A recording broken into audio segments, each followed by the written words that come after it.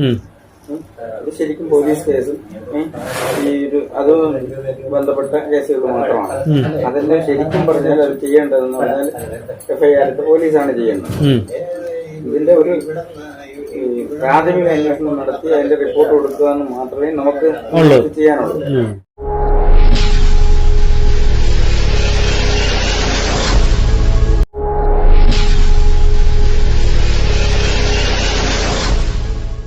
സദ്വശരണം. അപ്പോൾ ഇന്നത്തെ വീഡിയോ എന്ന് പറഞ്ഞാൽ, ഞാൻ ബ്രഹ്മശ്രീ കരുണാകര ഗുരുവിൻ്റെ കുടുംബത്തിൽ ജനിച്ചത് അത് പറഞ്ഞാൽ നമ്മുടെ അമൃതാജന്യ എന്ന് പറയുന്ന ശിഷ്യഭൂതക്കും ശിഷ്യഭൂത എന്ന് പറയുന്ന ശിഷ്യപരാജിതക്കും അതുകൂടാതെ തന്നെ ശ്രീകുട്ടിക്കും ശ്രീമതി ആൻറ്റിക്കും അവർക്കും അങ്ങോട്ട് ഇഷ്ടപ്പെടുന്നില്ല. കാരണം അതൊന്ന് കേൾപ്പിക്കാം. ഗുരുവിന്റെ കുടുംബാംഗം എന്ന് പറയുമ്പോൾ ഇപ്പൊ ഇന്ന് വരെയുള്ള മനുഷ്യരാശിയിലെ ചരിത്രം ശ്രദ്ധിച്ച ഒരു ഗുരുവിന്റെ കുടുംബാംഗം എന്ന് പറഞ്ഞുകൊണ്ട് ആ പരമ്പരയിൽ ഏതെങ്കിലും വ്യക്തികൾക്ക് ഒരു പ്രത്യേകതയുള്ളതായിട്ട് ഇന്ന് വരെ ഒരു ഗുരു പരമ്പരയിൽ നമ്മൾ കണ്ടിട്ടില്ല. ഗുരുനിന്ദ. അപ്പൊ ഗുരുനിന്ദ ചെയ്തുകൊണ്ട് കുടുംബാംഗം എന്നൊക്കെ പറഞ്ഞു നിൽക്കാതെ ഈ അഹന്തയും ഈ ധിക്കാരവും എല്ലാം അടിയറവ് വെച്ച് വേദനിച്ച് നൊന്ത് പ്രാർത്ഥിച്ച് വേണം ഈ ആശയം എടുക്കാൻ. വ്യക്തമായി പറയുന്ന കാര്യമാണല്ലോ ഈ പരമ്പരയിൽ എക്കാലത്തും ഒരു ഗുരു ഉണ്ടാകുമെന്നുള്ളത്. അപ്പൊ അതാണല്ലോ യഥാർത്ഥ ഭൈരവ്. കാരണം എന്ന് വെച്ചാൽ ആശ്രമ ഉദ്ദേശത്തിൽ ഗുരു വ്യക്തമായിട്ട് എപ്പോഴും പറയുന്നുണ്ട്, കാര്യം ഗുരു ഉണ്ടാകും.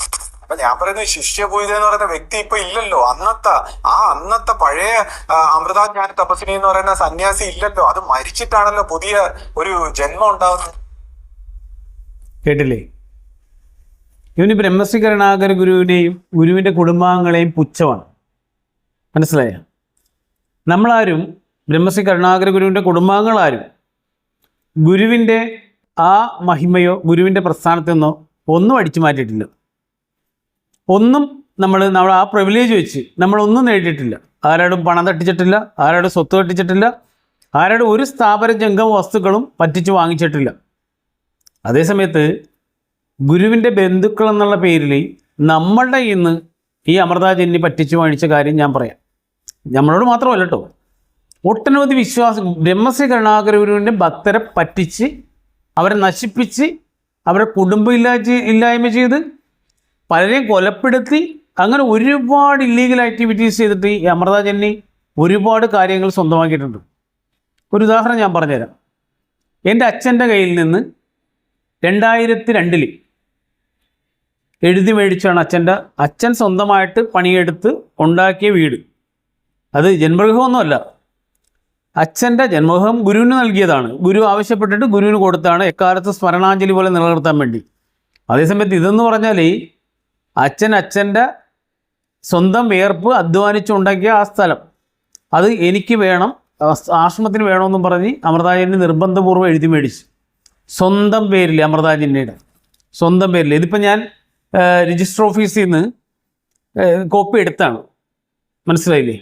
അപ്പോൾ ആ കോപ്പി എടുത്ത് നോക്കിയപ്പോഴാണ് ഈ അന്ന് പറഞ്ഞതെന്ന് വെച്ചാൽ മാമന് തിരുവനന്തപുരത്ത് വേറെ വീടും സ്ഥലവും തരാം എന്ന് പറഞ്ഞ് 10 സെൻറ്റ് സ്ഥലവും ഒരു നല്ല വീടും വെച്ച് തരാമെന്ന് പറഞ്ഞ് അവർക്ക് ഇഷ്ടമില്ലായിരുന്നു അത് കൊടുക്കാനായിട്ട്. പക്ഷേ നിർബന്ധിച്ച് ഇവരവിടെ നിന്ന് പറിച്ച് മാറ്റാൻ വേണ്ടിയാണ് നമ്മൾ. ഗുരുവിൻ്റെ ബന്ധുക്കളൊന്നും ചന്ദ്രൂർ കിടക്കാൻ പാടില്ല, അവരൊന്നും അവിടെ ഉണ്ടാകാൻ പാടില്ല, ആ സ്മരണ പോലും നശിപ്പിക്കുക എന്നുള്ള, ഗുരുവിൻ്റെ എന്തെല്ലാം വസ്തുവകൾ നശിപ്പിക്കാൻ പറ്റുമോ വിറ്റ് തുലക്കാൻ പറ്റുമോ അത് ചെയ്യുന്നത് പോലെ തന്നെ ഗുരുവിൻ്റെ ബന്ധുക്കളെയും ചരിത്രത്തിൽ നിന്ന് മാറ്റാൻ വേണ്ടിയുള്ളൊരു ശ്രമത്തിൻ്റെ ഭാഗമായിരുന്നത്. പക്ഷെ നമുക്കത് മനസ്സിലായില്ലായിരുന്നു. നമ്മൾ ഗുരുവിനെ വിശ്വസിച്ച പോലെ തന്നെ ഗുരുവിൻ്റെ പരമ്പരയിൽപ്പെട്ട ഈ ശിഷ്യ സമൂഹത്തെയും വിശ്വസിച്ചു. ഈ ശിഷ്യപൂജ എന്ന് പറയുന്ന ആ ഒരു അമൃതാജന്യ എന്ന് പറയുന്ന ആ ഒരു എന്താ പറയുക ദുർഗുണത്തെയും വിശ്വസിച്ച് നമ്മൾ ആ ഒരു യൂദാസിനെയും വിശ്വസിച്ചു. അപ്പം അങ്ങനെ വന്നപ്പോൾ എന്ത് പറ്റി? ഇവരെന്താണ് എഴുതി ചേർക്കണമെന്ന് നമുക്കറിയാൻ പറ്റത്തില്ല. വിശ്വാസത്തിൻ്റെ പേരിലെന്ന് പറഞ്ഞാൽ അവർ കൊണ്ടുവരുന്നു, നമ്മൾ ഒപ്പിട്ട് കൊടുക്കണം, അങ്ങനെയുള്ള ഒരു രീതിയാണ്.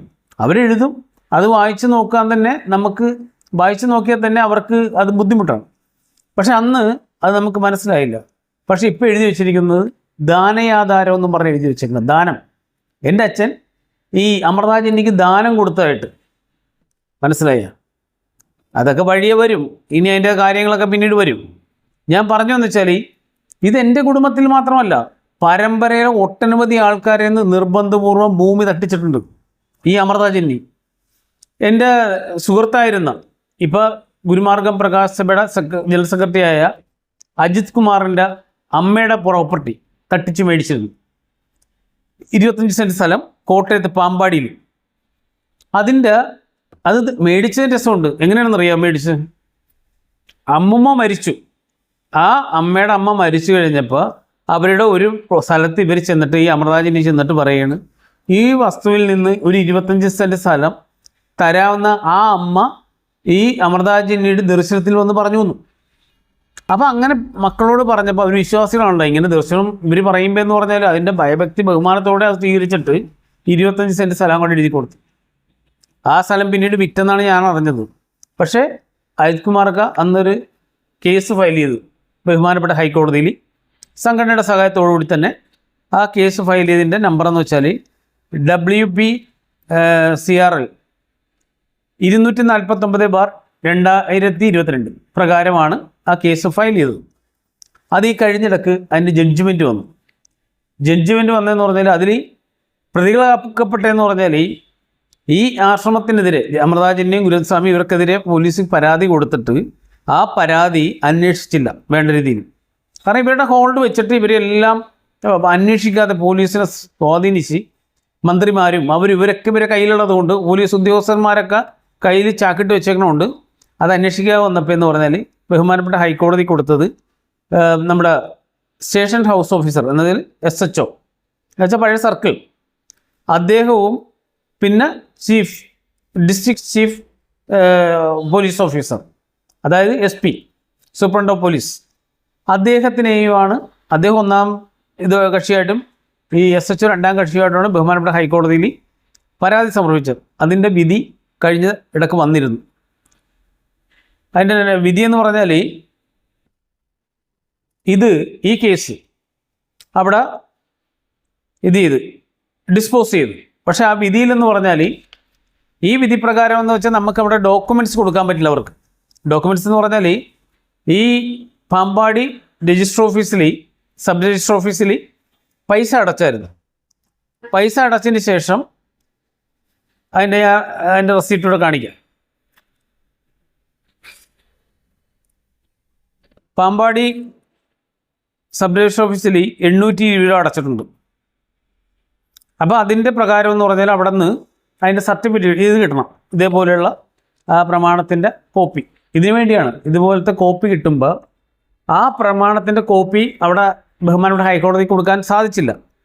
പക്ഷേ ഇപ്പോൾ വിധി വന്നിരിക്കുന്നതെന്ന് പറഞ്ഞാൽ ഇവർക്ക് വേണമെങ്കിൽ ഉയർന്ന പോലീസ് എന്ന് വെച്ചാൽ DGPക്ക് പരാതി കൊടുക്കാം, ഉന്നത ഉദ്യോഗസ്ഥർക്ക് പരാതി കൊടുക്കാം, അല്ലെങ്കിൽ ഈ പരിധിയിലുള്ള എന്താ പറയുക, ഈ വസ്തുവായിട്ടുള്ള പരിധിയിലുള്ള അവിടെ കോടതിയിൽ കേസ് ഫയൽ ചെയ്യാം. 2 ഓപ്ഷൻ ഉണ്ട്. അത് അവർ ചെയ്യേണ്ടതാണ്. പക്ഷെ ഞാൻ പറഞ്ഞതെന്ന് പറഞ്ഞാൽ ഇതുപോലെ ഒട്ടനവധി ആൾക്കാരുടെ കയ്യിൽ നിന്ന് സ്വത്തുക്കൾ അടിച്ചു മാറ്റിയിട്ടുണ്ട്. അപ്പോൾ ഈ ശ്രീകുട്ടിയൊക്കെ പറയും പോലെ നമ്മൾ ഗുരുവിൻ്റെ കുടുംബക്കാരും വന്നിട്ട് ഇവിടെ നിന്നൊരു ഔദാര്യം പറ്റിയിട്ടില്ല. ഔദാര്യം പറ്റിയവരാരാണ്? പിന്നെ വേറൊരു കാര്യം എന്ന് വെച്ചാൽ ചെല്ലപ്പൻ പിള്ളയുടെയോ മണിയൻ നായരുടെയോ കുടുംബ അംഗത്വമല്ല ഞങ്ങൾ പറയുന്നത്, കുടുംബാംഗമെന്നല്ല ഞങ്ങൾ പറയുന്നത്. ബ്രഹ്മശ്രീ കരുണാകര ഗുരുവിൻ്റെ കുടുംബാംഗം എന്ന് പറയുന്നത്. ഗുരു പറഞ്ഞിരിക്കുന്നതെന്ന് പറഞ്ഞാൽ എനിക്ക് നാടുണ്ട്, വീടുണ്ട്, നാട്ടുകാരുണ്ട്, കൂട്ടുകാരുണ്ട്, ഇന്നോളം വന്നിട്ടുള്ള ആചാര്യന്മാരെക്കാൾ എനിക്ക് എല്ലാ സംവിധാനവും ഉണ്ട്. മനസ്സിലായോ? ജന്മസ്ഥലമുണ്ട്, ജന്മവീടുണ്ട്, ജന്മനാടുണ്ട്, സുഹൃത്തുക്കളുണ്ട്, കുടുംബാംഗങ്ങളുണ്ട്. മനസ്സിലായോ? അപ്പോൾ ഇത്രയും കാര്യങ്ങൾ ഗുരു പറഞ്ഞേക്കുമ്പോൾ ഇവന് പുച്ഛം. ഈ ശ്രീകുട്ടിക്ക് പുച്ഛമാണ്. കാരണം ഗുരുവിനെ അടിച്ച പാരമ്പര്യത്തിലുള്ളവനാണ് ഇവൻ. മനസ്സിലായില്ലേ? ബ്രഹ്മശ്രീ കരുണാകര ഗുരുവിനെ അടിച്ച കുടുംബ പാരമ്പര്യമുള്ളവനാണിവൻ. അവനാണ് ഈ പറയുന്ന കാര്യം പറയുന്നത്. അതുപോലെ തന്നെ മറ്റേ ശ്രീമതി ആൻറ്റിക്കോ മറ്റൊരാളുടെ ഭർത്താവിനെ തട്ടിയെടുത്ത ഒരു പാരമ്പര്യമുണ്ട്. അതുകൊണ്ട് അത് അവരുടെ ജീവിതത്തിൽ ഇപ്പോഴും എന്താ പറയുക, ആ പാരമ്പര്യ ഗുണമാണ് ഇപ്പോഴും അവർ കാണിക്കുന്നത്. അവർക്ക് രക്തബന്ധത്തെ പുച്ഛമാണ് അവർക്ക്. കാരണം അവരിങ്ങനെ കാരണം മറ്റുള്ളവരുടെ വസ്തുവകൾ തട്ടിയെടുക്കുക. അത് മക്കളാകാം, അച്ഛനാകാം, അമ്മയാകാം, ഭാര്യയാകാം. ഇതൊക്കെ തട്ടിയെടുത്ത് അതേപോലെ കാണിക്കുന്നവർക്കെന്ന് പറഞ്ഞാൽ കുടുംബ രക്തബന്ധങ്ങൾക്ക് പുച്ഛമായിരിക്കും. അത് അവരുടെ കാര്യം. മനസ്സിലായോ? ഈ അമൃതാജനിക്കും വിഷമിക്കേണ്ട കാര്യമില്ല, ഗുരുരത്നും വിഷമിക്കേണ്ട കാര്യമില്ല. കാരണം ഈ ചെല്ലപ്പൻ പിള്ളയുടെ ബന്ധുത്വം നമ്മൾ പറഞ്ഞില്ല, ഈ മണിയനാരുടെ ബന്ധുത്വം നമ്മൾ പറഞ്ഞില്ല. നമ്മളുള്ള സത്യമല്ലേ പറയുന്നത്. സത്യം പറയുമ്പോൾ ഇത്ര ഉഷ്ണിക്കണ എന്തിനാണ്, ഇത്ര വിഷമിക്കണ എന്തിനാണ്? അപ്പം ഞാൻ പറഞ്ഞു വന്നതെന്ന് പറഞ്ഞാൽ ഇതിനെയൊക്കെ ആസ്പദമാക്കി എൻ്റെ അച്ഛൻ ശരീരത്തോട് ഇരുന്നപ്പോൾ പാവപ്പെട്ടവനെന്ന് പറഞ്ഞാൽ ഇവർ ഒരുപാട് വെള്ളം കുടിപ്പിച്ചിട്ടുണ്ട്. മനസ്സിലായോ? കാരണം ഉള്ള വസ്തു തട്ടിയെടുത്തിട്ട് അത് കൊടുക്കാതെ പറ്റിക്കുന്നത് മാത്രമല്ല, അവസാന കാലത്ത് എന്താ പറയുക, ഇത് ഇവരാദ്യം പറഞ്ഞതെന്നറിയോ, എല്ലാ സുഖസൗകര്യമൊന്നും വേണ്ട, എല്ലാ സൗകര്യങ്ങളും തരാം, എന്നുവെച്ചാൽ മരുന്ന്, ജോലി, ഇതൊക്കെ തരാം ഇവിടെ വരുമ്പോൾ എന്ന് പറഞ്ഞ് അദ്ദേഹത്തിന് അവിടെ നിന്ന് നാട്ടിൽ നിന്ന് ഇവിടെ കൊണ്ടുവന്നിട്ട് അവസാനം എന്താ പറയുക, ഈ കാര്യമൊക്കെ നടന്നു കഴിഞ്ഞപ്പോൾ ഒരു മനുഷ്യനും ആരെയും കാണാൻ പാടില്ല, കണ്ണ് കാണാൻ പാടില്ല. മനസ്സിലായില്ലേ? അപ്പം ഞാൻ പറഞ്ഞു വന്നതെന്ന് വെച്ചാൽ ഈ ശ്രീകുട്ടിക്കെന്ന് പറഞ്ഞാൽ ഈ ബന്ധങ്ങളുടെ വില അറിയാൻ പാടില്ല. അതിൻ്റെ കുഴപ്പമാണ്, വേറെ കുഴപ്പമൊന്നുമില്ല. പിന്നെ അത് തന്നെയല്ല, ഗുരുവിനെ അടിച്ചൊരു പാരമ്പര്യമുണ്ട്. പിന്നെ മറ്റേ ആ ശ്രീമതി ചേച്ചിക്കെന്ന് പറഞ്ഞാൽ എന്താ പറയുക, സ്വന്തം ഈ കുടുംബം എങ്ങനെ ശിഥിലമായി എന്നുള്ളതിന് ആ ഒരു പാരമ്പര്യം എന്ന് പറഞ്ഞാൽ നമ്മൾക്ക് എല്ലാ കാര്യങ്ങളും പൈതൃകമായിട്ട് ചില കാര്യങ്ങൾ കിട്ടും, ഗുണങ്ങൾ DNA-യിലുള്ള. അപ്പോൾ അത് പ്രകാരം എന്ന് പറഞ്ഞാൽ അതിൻ്റെ സ്വഭാവം കാണിച്ചു, അത്രയേ ഉള്ളൂ. പിന്നെ ഞാൻ പറഞ്ഞു വന്ന മറ്റൊരു കാര്യം എന്ന് പറഞ്ഞാൽ ഈ എൻ്റെ അച്ഛൻ ശരീരത്തോട് ഇരുന്നപ്പോൾ ഒരു പരാതി കൊടുത്തത്, ഒരു പരാതിയിൽ ഒട്ടനവധി പരാതികൾ കൊടുത്തിട്ടുണ്ട്. അത് അന്ന് കളക്ടർ കൊടുത്ത പരാതിയും പ്രകാരം അവിടെ സാമൂഹ്യ നീതി വകുപ്പിൻ്റെ ഒരു അന്വേഷണം വീട്ടിൽ വന്നായിരുന്നു. അപ്പോൾ ആ അന്വേഷണത്തിൽ ഞാൻ സംസാരിച്ച കാര്യങ്ങൾ എല്ലാവരും അറിവിലേക്കായിട്ട് അവർ വന്നിരുന്നതെന്ന് വെച്ചാൽ ഈ അന്വേഷണത്തിനാണ്. പക്ഷേ ഈ അച്ഛൻ്റെ വസ്തു തട്ടിയെടുത്തതിൻ്റെ പരാതിയും സീനിയർ സിറ്റിസണായ അച്ഛൻ്റെ വസ്തു തട്ടിയെടുത്തതിൻ്റെ ഇതും ഈ അമൃതാജൻ്റെ തട്ടിയെടുത്ത് വേറെ ആരുമല്ല, വേറെ ആരും മേടിച്ചല്ല ഇത് പറയുന്നത്. ഇവർ പറയുന്നത് ഇവരുടെ ഗുരു എന്ന് പറയുന്നവർ. അപ്പോൾ അവർ മരിച്ചു എന്നൊക്കെയാണ് ഇപ്പോൾ പറയുന്നത്. അവർ എന്താ പറയുക, മരിച്ചിട്ട് പുനർജനിച്ചു. ഈ ഇത്രയും വിഡ്ഢിയായ വിവരദോഷിയായ ഇവനെയൊക്കെ എന്താ ചെയ്യേണ്ടത്? ഒരുപാട് മനുഷ്യരെ, പാവപ്പെട്ട മനുഷ്യരെ ഇവനെയൊക്കെ ഗുരുവിൻ്റെ പേരും പറഞ്ഞ് പറ്റിക്കുകയാണ്. ഓരോ എന്താ പറയുക, ഇല്ലാത്ത ആത്മീയതയൊക്കെ പറയുന്നത്, ഗുരു പറയാത്ത ആത്മീയതയൊക്കെയാണ് ഇവൻ പറയുന്നത്. ഗുരുവാണിയിൽ ഗുരു എത്രയോ കാര്യങ്ങൾ വളരെ ലളിതമായിട്ട് പറഞ്ഞിട്ടുണ്ട്. അതൊന്നും കേൾക്കാതെ ഇവന് കടിച്ചാൽ പൊട്ടാത്ത വാലും തലയില്ല. ചില സമയത്ത് പറയും മനസ്സുകൊണ്ട് കാണരുതെന്ന് പറയും, ചില സമയത്ത് പറയും അവന് മനസ്സാണ് തോന്നുന്നതെന്ന് പറയും. മനസ്സിലായില്ലേ? അവൻ്റെ വീഡിയോകളൊക്കെ കേട്ടാൽ അറിയാൻ പറ്റും, തനി വട്ടാണ് അവന്. എന്നുവെച്ചാൽ ഇപ്പം അവനെ കൊണ്ടുപോയാൽ നടത്തി കൊണ്ടുപോകാൻ പറ്റും. ഇനി കുറച്ചാൾ കഴിഞ്ഞ് ചങ്ങലയൊക്കെ ഇട്ട് പൂട്ടി കിടത്തി കൊണ്ടുപോകേണ്ടി വരും. വല്ല ഊളം പറയല, മറ്റേ ഇവിടെ നമ്മുടെ പേരൂർക്കടയിലൊക്കെ. മനസ്സിലായി? ഭ്രാന്ത ആശുപത്രി കൊണ്ടുപോകേണ്ട അവസ്ഥയിലാണ് അവൻ. പിന്നെ അവൻ്റെ കൂടെ ജീവിക്കുന്ന ഇവരെ എന്താ പറയുക, നമ്മൾ സമ്മതിച്ചു കൊടുക്കണം. ആ ചേട്ടനോടുള്ള എന്നുവെച്ചാൽ എന്താ പറയുക, നമ്മുടെ മറ്റേ തരുൺ ചേട്ടനുണ്ടല്ലോ, അദ്ദേഹത്തിനെയൊക്കെ എന്ന് പറഞ്ഞാൽ അദ്ദേഹം ഇപ്പം ശരിക്കും പറഞ്ഞാൽ ചിരിക്കാനുണ്ടാവും ഇവരുടെ ഈ പ്രാന്ത് കണ്ടിട്ട്. കാരണം എൻ്റെ തലേന്ന് അത് പോയല്ലോ എന്ന് വിചാരിച്ചിട്ട്. അപ്പം ഞാൻ പറഞ്ഞതെന്ന് വെച്ചാൽ, അപ്പോൾ സാമൂഹ്യ നീതി വകുപ്പിൻ്റെ ആൾക്കാർ വീട്ടിൽ വന്നപ്പോൾ അവരുമായിട്ട് സംസാരിച്ചത്, അന്നേരം അവരുമായിട്ട് കുറേ കാര്യങ്ങൾ സംസാരിക്കേണ്ടി വന്നു. ആ വീഡിയോ നിങ്ങളുടെ അറിവിലേക്കായിട്ട് ഞാൻ സമർപ്പിക്കുകയാണ്. അപ്പോൾ എല്ലാവരും ഒന്ന് കാണുക. ഇനി ഈ വസ്തുവിൻ്റെ കാര്യത്തിലെന്ന് പറഞ്ഞാൽ എൻ്റെ അമ്മയുണ്ട്. അപ്പോൾ അമ്മ അതിന് ഉചിതമായ ചില കാര്യങ്ങൾ തീരുമാനം എടുക്കണമെന്ന് എന്നോട് പറഞ്ഞിട്ടുണ്ട്. അപ്പോൾ അമ്മയുടെ ഒരു ഇൻ്റർവ്യൂ ഉടനെ ഉണ്ടാവും. അതുകൂടി ഓർമ്മിച്ചുകൊണ്ട് നമുക്ക് ആ വീഡിയോ കാണാം.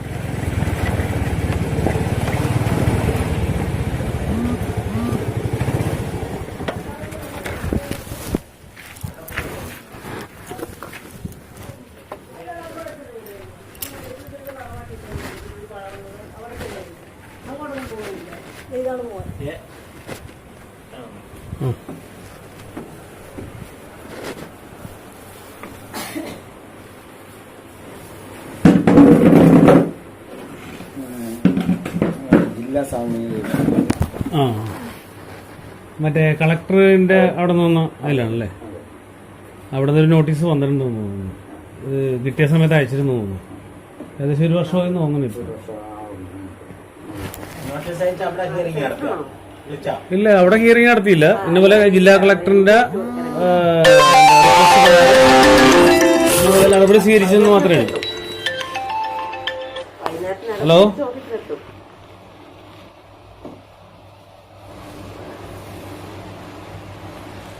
അല്ല ഞാൻ തരാം, ഞാൻ വിളിക്കാം ഒരു കുറച്ച് കഴിഞ്ഞ് വിളിക്കാം. എന്നിട്ട് നിങ്ങളൊക്കെ ഇങ്ങോട്ട് വന്നത് എങ്ങനെയാ? നിങ്ങള് ചേർത്തലേന്ന് ഇവിടെ വന്നത് എങ്ങനെയാ? കേസിലേന്ന് ഇവിടെ വന്നെന്ന് പറഞ്ഞിട്ടുണ്ടെങ്കിൽ പിന്നെ എൻ്റെ വിവാഹത്തോടെ അനുബന്ധിച്ചേ അച്ഛന് അമ്മയുടെ എന്ന് വെച്ചാൽ നമ്മുടെ വീട് അച്ഛൻ്റെ പേരിലുള്ള വീട് ആശ്രമം എഴുതി വാങ്ങി. വിലക്ക് എന്ന് പറഞ്ഞിട്ടുണ്ടെങ്കിൽ അവർ എങ്ങനെ എഴുതിയെന്ന് നമുക്കറിയില്ല. വിശ്വാസത്തിന്റെ ഭാഗത്ത് നമ്മളെ ചോദ്യം ചെയ്യാനോ അല്ലെങ്കിൽ ചോദിക്കാനോ അങ്ങനെയൊന്നും ഇതില്ല. അത് തന്നെ അവര് പറഞ്ഞു പിന്നെ അത് ആശ്രമത്തിന്റെ പിന്നെ പ്രവർത്തന അത്യാവശ്യമാണെന്ന് പറഞ്ഞു. ആ സ്ഥലം എന്ന് വെച്ചാൽ ഒറ്റ പ്രോപ്പർട്ടി ആക്കിയിട്ട് അത് പിന്നെ ഈ ആശ്രമമൊക്കെ തുടങ്ങിയ ശേഷമല്ലേ അതിനെ ഇങ്ങനെ അവര് വിലക്കെടുത്തതൊക്കെ. വിലക്കെടുത്തെന്ന് വെച്ചാ മീൻസ് എനിക്ക് മനസ്സിലായില്ല. ഗുരുവിന്റെ പൂർവാശ്രമം എന്ന് പറയുന്നുണ്ട്. ആ കുടുംബത്തിൽ കിടന്ന സ്ഥലത്തെ അവര് വില കൊടുത്തെടുത്തത് ഇങ്ങനെ അവര് എടുത്തു അത് സംരക്ഷിക്കാൻ വേണ്ടി. ഈ തറവാടെന്ന് പറഞ്ഞ ഈ ഗുരുവിന്റെ ജന്മഗൃഹമാണ് അച്ഛന്റെ വസ്തുവായിരുന്നത്. അത് ഗുരു ജീവിച്ചിരിക്കുമ്പോ എന്ന് വെച്ചാൽ ഒരു 95 കാലഘട്ടത്തിൽ ഗുരുവിന് അത് വേണമെന്ന് പറഞ്ഞപ്പോൾ ആശ്രമത്തിലെ അന്നത്തെ ഭരണാധികാരികൾ അത് ആശ്രമം ജനറൽ സെക്രട്ടറിയുടെ പേരിൽ എഴുതി. എന്ന് വെച്ചാൽ 10,000 രൂപ വിലക്കെന്നുള്ള രീതിയിൽ. അപ്പോൾ ഗുരു പറഞ്ഞു എന്ന് വെച്ചാൽ ഞാൻ പറയുന്നത് ഈ അച്ഛന്റെ വീടല്ല പറയുന്നത്, തറവാട്. അവിടെ തൊട്ട് പറഞ്ഞു വരാം. അപ്പൊ ഗുരു പറഞ്ഞു എന്റെ ബന്ധുക്കള് ആശ്രമം ജനറൽ സെക്രട്ടറിക്കല്ല ആ വസ്തു എഴുതുന്നത്, അത് കാലാകാലം എന്റെ പേരിൽ തന്നെ കിടക്കണം. അതുകൊണ്ട് അത് എന്റെ വീട്ടിൽ ആരെങ്കിലും ഒരാളുടെ പേരിൽ എഴുതിയിട്ട് അത് തിരിച്ചെഴുതിക്കണമെന്ന് പറഞ്ഞു എന്റെ പേരിൽ അവരെഴുതി തന്നെ ആയിട്ട്. അങ്ങനെ അതും പ്രകാരം 96 പിന്നെ ആശ്രമത്തിന്റെ അന്നത്തെ ജനറൽ സെക്രട്ടറി അന്നത്തെ ബോർഡിന്റെ തീരുമാനപ്രകാരം അത് തിരിച്ച് എന്റെ വല്യച്ഛന്റെ പേരിൽ എഴുതി 10,000 രൂപക്ക് വല്യച്ഛന് വിൽക്കണമായിട്ട്. അത് കഴിഞ്ഞിട്ട് വല്യച്ഛന്റെ കയ്യിൽ നിന്ന് 97 ഗുരുവിന്റെ പേരിലേക്ക് എഴുതി. ഇപ്പോഴത് കിടക്കുന്നത് ഗുരുവിന്റെ പേരിലാണ്. അതിന്റെ പേരിൽ ഇപ്പൊ അവിടെ അത് പൊളിക്കുമെന്നും പറഞ്ഞ് ഇപ്പൊ പ്രശ്നം വന്നപ്പോഴത്തേക്കും അത് സൂട്ടച്ഛൻ ഫയൽ ചെയ്തിട്ടുണ്ട്. അച്ഛനും അച്ഛന്റെ പെങ്ങളൊരു മകനും കൂടി. എന്നുവെച്ചാൽ അത് പൊളിക്കാൻ പറ്റത്തില്ല. ഗുരു എഴുതി മേടിച്ചേക്കണമെന്ന് വെച്ചാൽ ഞാൻ ജനിച്ച വീട് അത് എക്കാലത്തും അത് എന്റെ സ്മരണയായിട്ട് നിലനിൽക്കണം എന്നുള്ള രീതിയിലാണ് ആ രീതി തന്നെ എഴുതി മേടിച്ചതും കൊടുത്തത്. 10,000 രൂപയുടെ ഇതൊക്കെ എന്ന് പറഞ്ഞാൽ അത് ഫോർമാലിറ്റി പരമായിട്ട് അവർ എഴുതിച്ചത് കൊണ്ട് അത് തിരിച്ചങ്ങനെ അങ്ങനെ അങ്ങനെ ആയിപ്പോയതാണ്. അതവിടെ കിട്ടും. അതാണ് അവിടുത്തെ തറവാടിൻ്റെ ഇത് തറവാടല്ല. തറവാട് കഴിഞ്ഞിട്ട് അച്ഛൻ സ്വന്തമായിട്ട് അവിടെ വസ്തു വാങ്ങിച്ച് പിന്നെ താമസിച്ച സ്ഥലം അത് ഇച്ചിരി ഒരു കുറച്ച് ദൂരമുണ്ട്. എന്ന് വെച്ചാൽ ഒരു ചേർത്തൽ തന്നെ എന്നുവെച്ചാൽ ഒരു മീറ്ററുകളേ ഉള്ളു വ്യത്യാസം. അപ്പൊ ആ വസ്തു ഞങ്ങൾ താമസിച്ചിരുന്നപ്പോ പറഞ്ഞ് അത് വേണമെന്ന് പറഞ്ഞപ്പോ എന്റെ വിവാഹത്തോടനുബന്ധിച്ച് അത് വിവാഹം ഇവിടെ ഉറപ്പിച്ചു കഴിഞ്ഞപ്പോ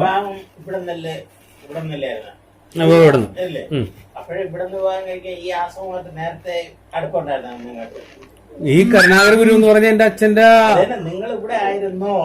നമ്മളിവിടെ അല്ല, നമ്മൾ ഡിവോട്ടി ആയിരുന്നു. എന്നുവെച്ചാൽ വിശ്വാസത്തിലായിരുന്നു, അല്ലാതെ ഇവിടെ വന്ന് താമസിച്ചിട്ടില്ല. നമ്മൾ വരും ഇവിടെ വന്നിട്ട് നമ്മളിപ്പോ ഗുരുവായൂർ പോകില്ല, ക്ഷേത്രത്തിൽ പോകില്ല, അതുപോലെയൊക്കെ പോന്ന് അവിടെ വന്നിട്ട് കാര്യങ്ങളൊക്കെ ഇടപെട്ടിട്ട് ഇല്ല. ഇതെന്റെ വൈഫിന്റെ പ്രോപ്പർട്ടിയാണ്. അതന്നെ ഇതെന്റെ വൈഫിന്റെ പ്രോപ്പർട്ടിയാണ് ഇപ്പൊ. അപ്പൊ ഞാൻ പറഞ്ഞു അന്ന് ഇവിടെ വന്നിട്ടില്ല. നമ്മൾ ഇവിടെ വന്നിട്ടില്ല വെച്ചാൽ താമസിക്കാൻ വേണ്ടി വന്നിട്ടില്ല. നമ്മളിവിടെ വരും, ഫംഗ്ഷന് വേണ്ടി വരും, ഇവിടെ നിൽക്കും, ഒരാഴ്ച നിന്നിട്ട് നമ്മൾ തിരിച്ചു പോകും. അങ്ങനെയാണ് നിന്ന് വെച്ചു. അത് കഴിഞ്ഞപ്പോഴാണ് ഈ വിവാഹം വന്നപ്പോൾ ഇവിടെ തന്നെയുള്ള കുട്ടി പിന്നെ അവരെ വീട് ഇവിടെ തന്നെ അതിലൊരു പിന്നെ അദ്ദേഹം കൂടെ കൊടുത്തേക്കുന്ന സ്ഥലമാണിത്, ഈ 34 സെന്റ് സ്ഥലം. അപ്പൊ ഇവരെന്ന് പറഞ്ഞാൽ അച്ഛനും അമ്മക്കും പിന്നീട് കൊടുക്കാം. ഇവിടെ താമര പർണശാലയുടെ പണി നടന്നിട്ടിരിക്കുകയാണ് 12 വർഷമായിട്ടാണ്. 12 വർഷമല്ല തുടങ്ങിയിട്ടുള്ളൂ. 2003 കാലഘട്ടത്തിലാണ് ഈ സംഭവം നടന്നത്. 2002-2003 അപ്പൊ പണി തുടങ്ങിയിട്ടുള്ളൂ. അപ്പൊ പറഞ്ഞ് അതിന്റെ പണി നടക്കണല്ലേ, അപ്പൊ പൈസക്ക് ഇത്തിരി ടൈറ്റാണ്, അത് നിങ്ങൾക്ക് തന്നാ പോരെ എന്നുള്ള രീതിയിൽ മറ്റേത് എഴുതി കൊടുക്കാൻ പറഞ്ഞു. അടിയന്തിരമായിട്ട് എഴുതി കൊടുക്കാൻ പറഞ്ഞപ്പോൾ എന്നാൽ അത് പിന്നെ ഈ അവസാനം വന്നപ്പോൾ എന്ന് പറഞ്ഞ് ഈ കല്യാണം ഉറപ്പിച്ച കഴിഞ്ഞ് കഴിയുമ്പോൾ ഇവർ പറഞ്ഞ് ഡേറ്റ് തരണമെങ്കിൽ ഇത് എഴുതി കൊടുത്തതിന് ശേഷം തരാമെന്ന് പറഞ്ഞു. അത് നമുക്കതൊരു പേശൽ പോലെ തോന്നിയപ്പോൾ, എന്നാലും നമ്മളത് വിശ്വാസം നിൽക്കുമ്പോൾ നമുക്കത് കൂടുതൽ ചോദ്യം ചെയ്യാൻ പറ്റത്തില്ല. അപ്പൊ അതുകൊണ്ട് നമ്മളത്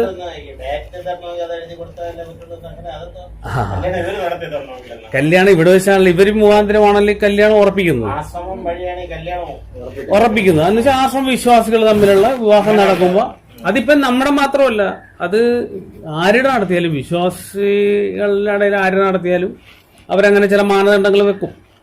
അല്ലെങ്കിൽ പിന്നെ ഞാൻ പറഞ്ഞുതരാം, ഇപ്പൊ ഒരു സ്ത്രീധനം കൊടുക്കുന്നത്, ഇപ്പൊ ഒരു 50 പവന്റെ സ്വർണം കിട്ടുമ്പോൾ 25 പവൻ ഗുരുവിന് സമർപ്പിക്കണം എന്നവർ പറഞ്ഞാൽ അത് സമർപ്പിച്ചേ പറ്റുള്ളൂ. കാരണം വെച്ചാൽ സുഖമായിട്ട് ആ പരിപാടി നടക്കണമെങ്കിൽ അത് ചെയ്തേ പറ്റുള്ളൂ.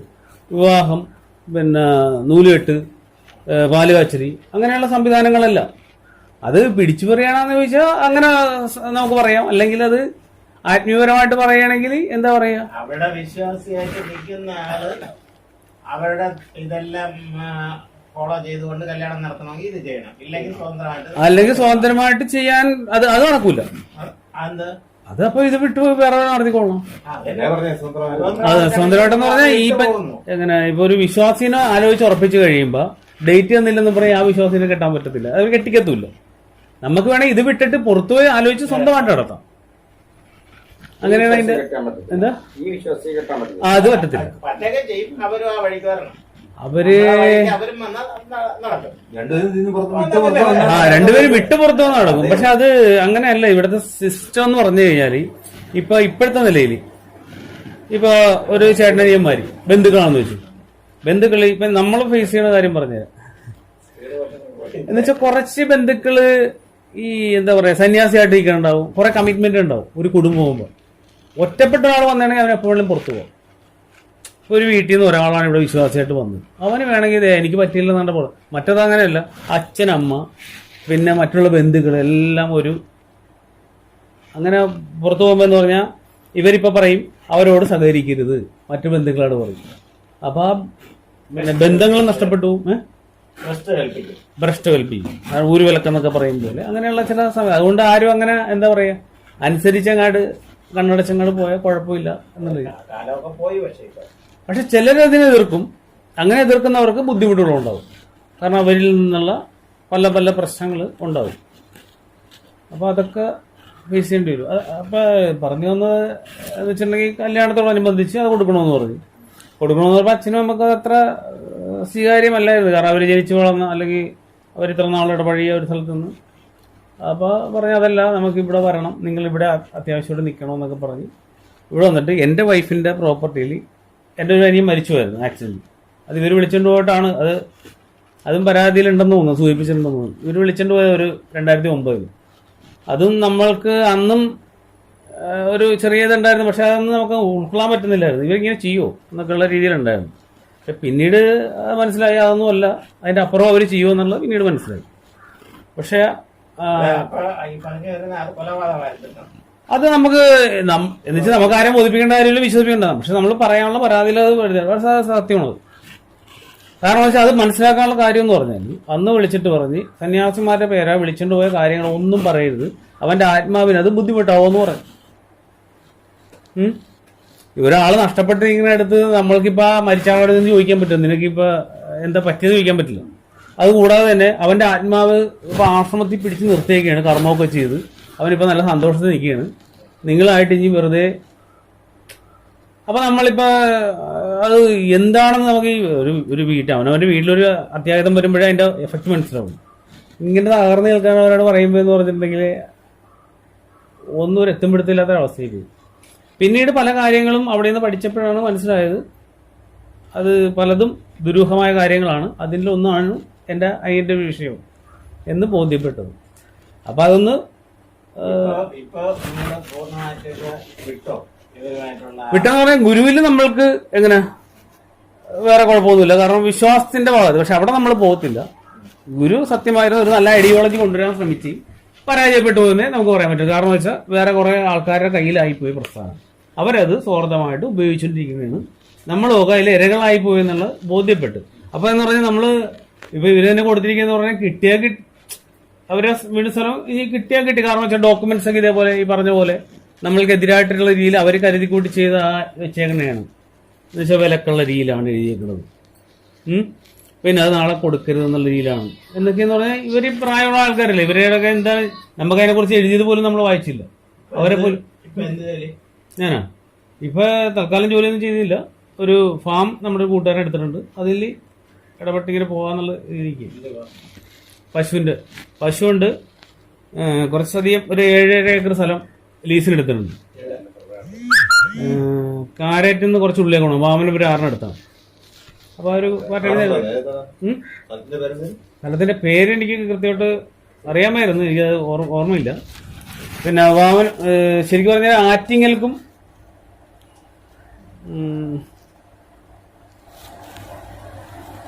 എനിക്കിവിടെ ഈ കൊച്ചു കൊച്ചു സ്ഥലങ്ങളിലൊന്നും വലിയ പേര് വലിയ പിടുത്തമില്ല. നമ്മളൊരു 5-6 പ്രാവശ്യം പോയിട്ടുള്ളൂ. ഇപ്പോൾ 2 മാസമായിട്ടുള്ള അത് എഴുതിയിട്ട്.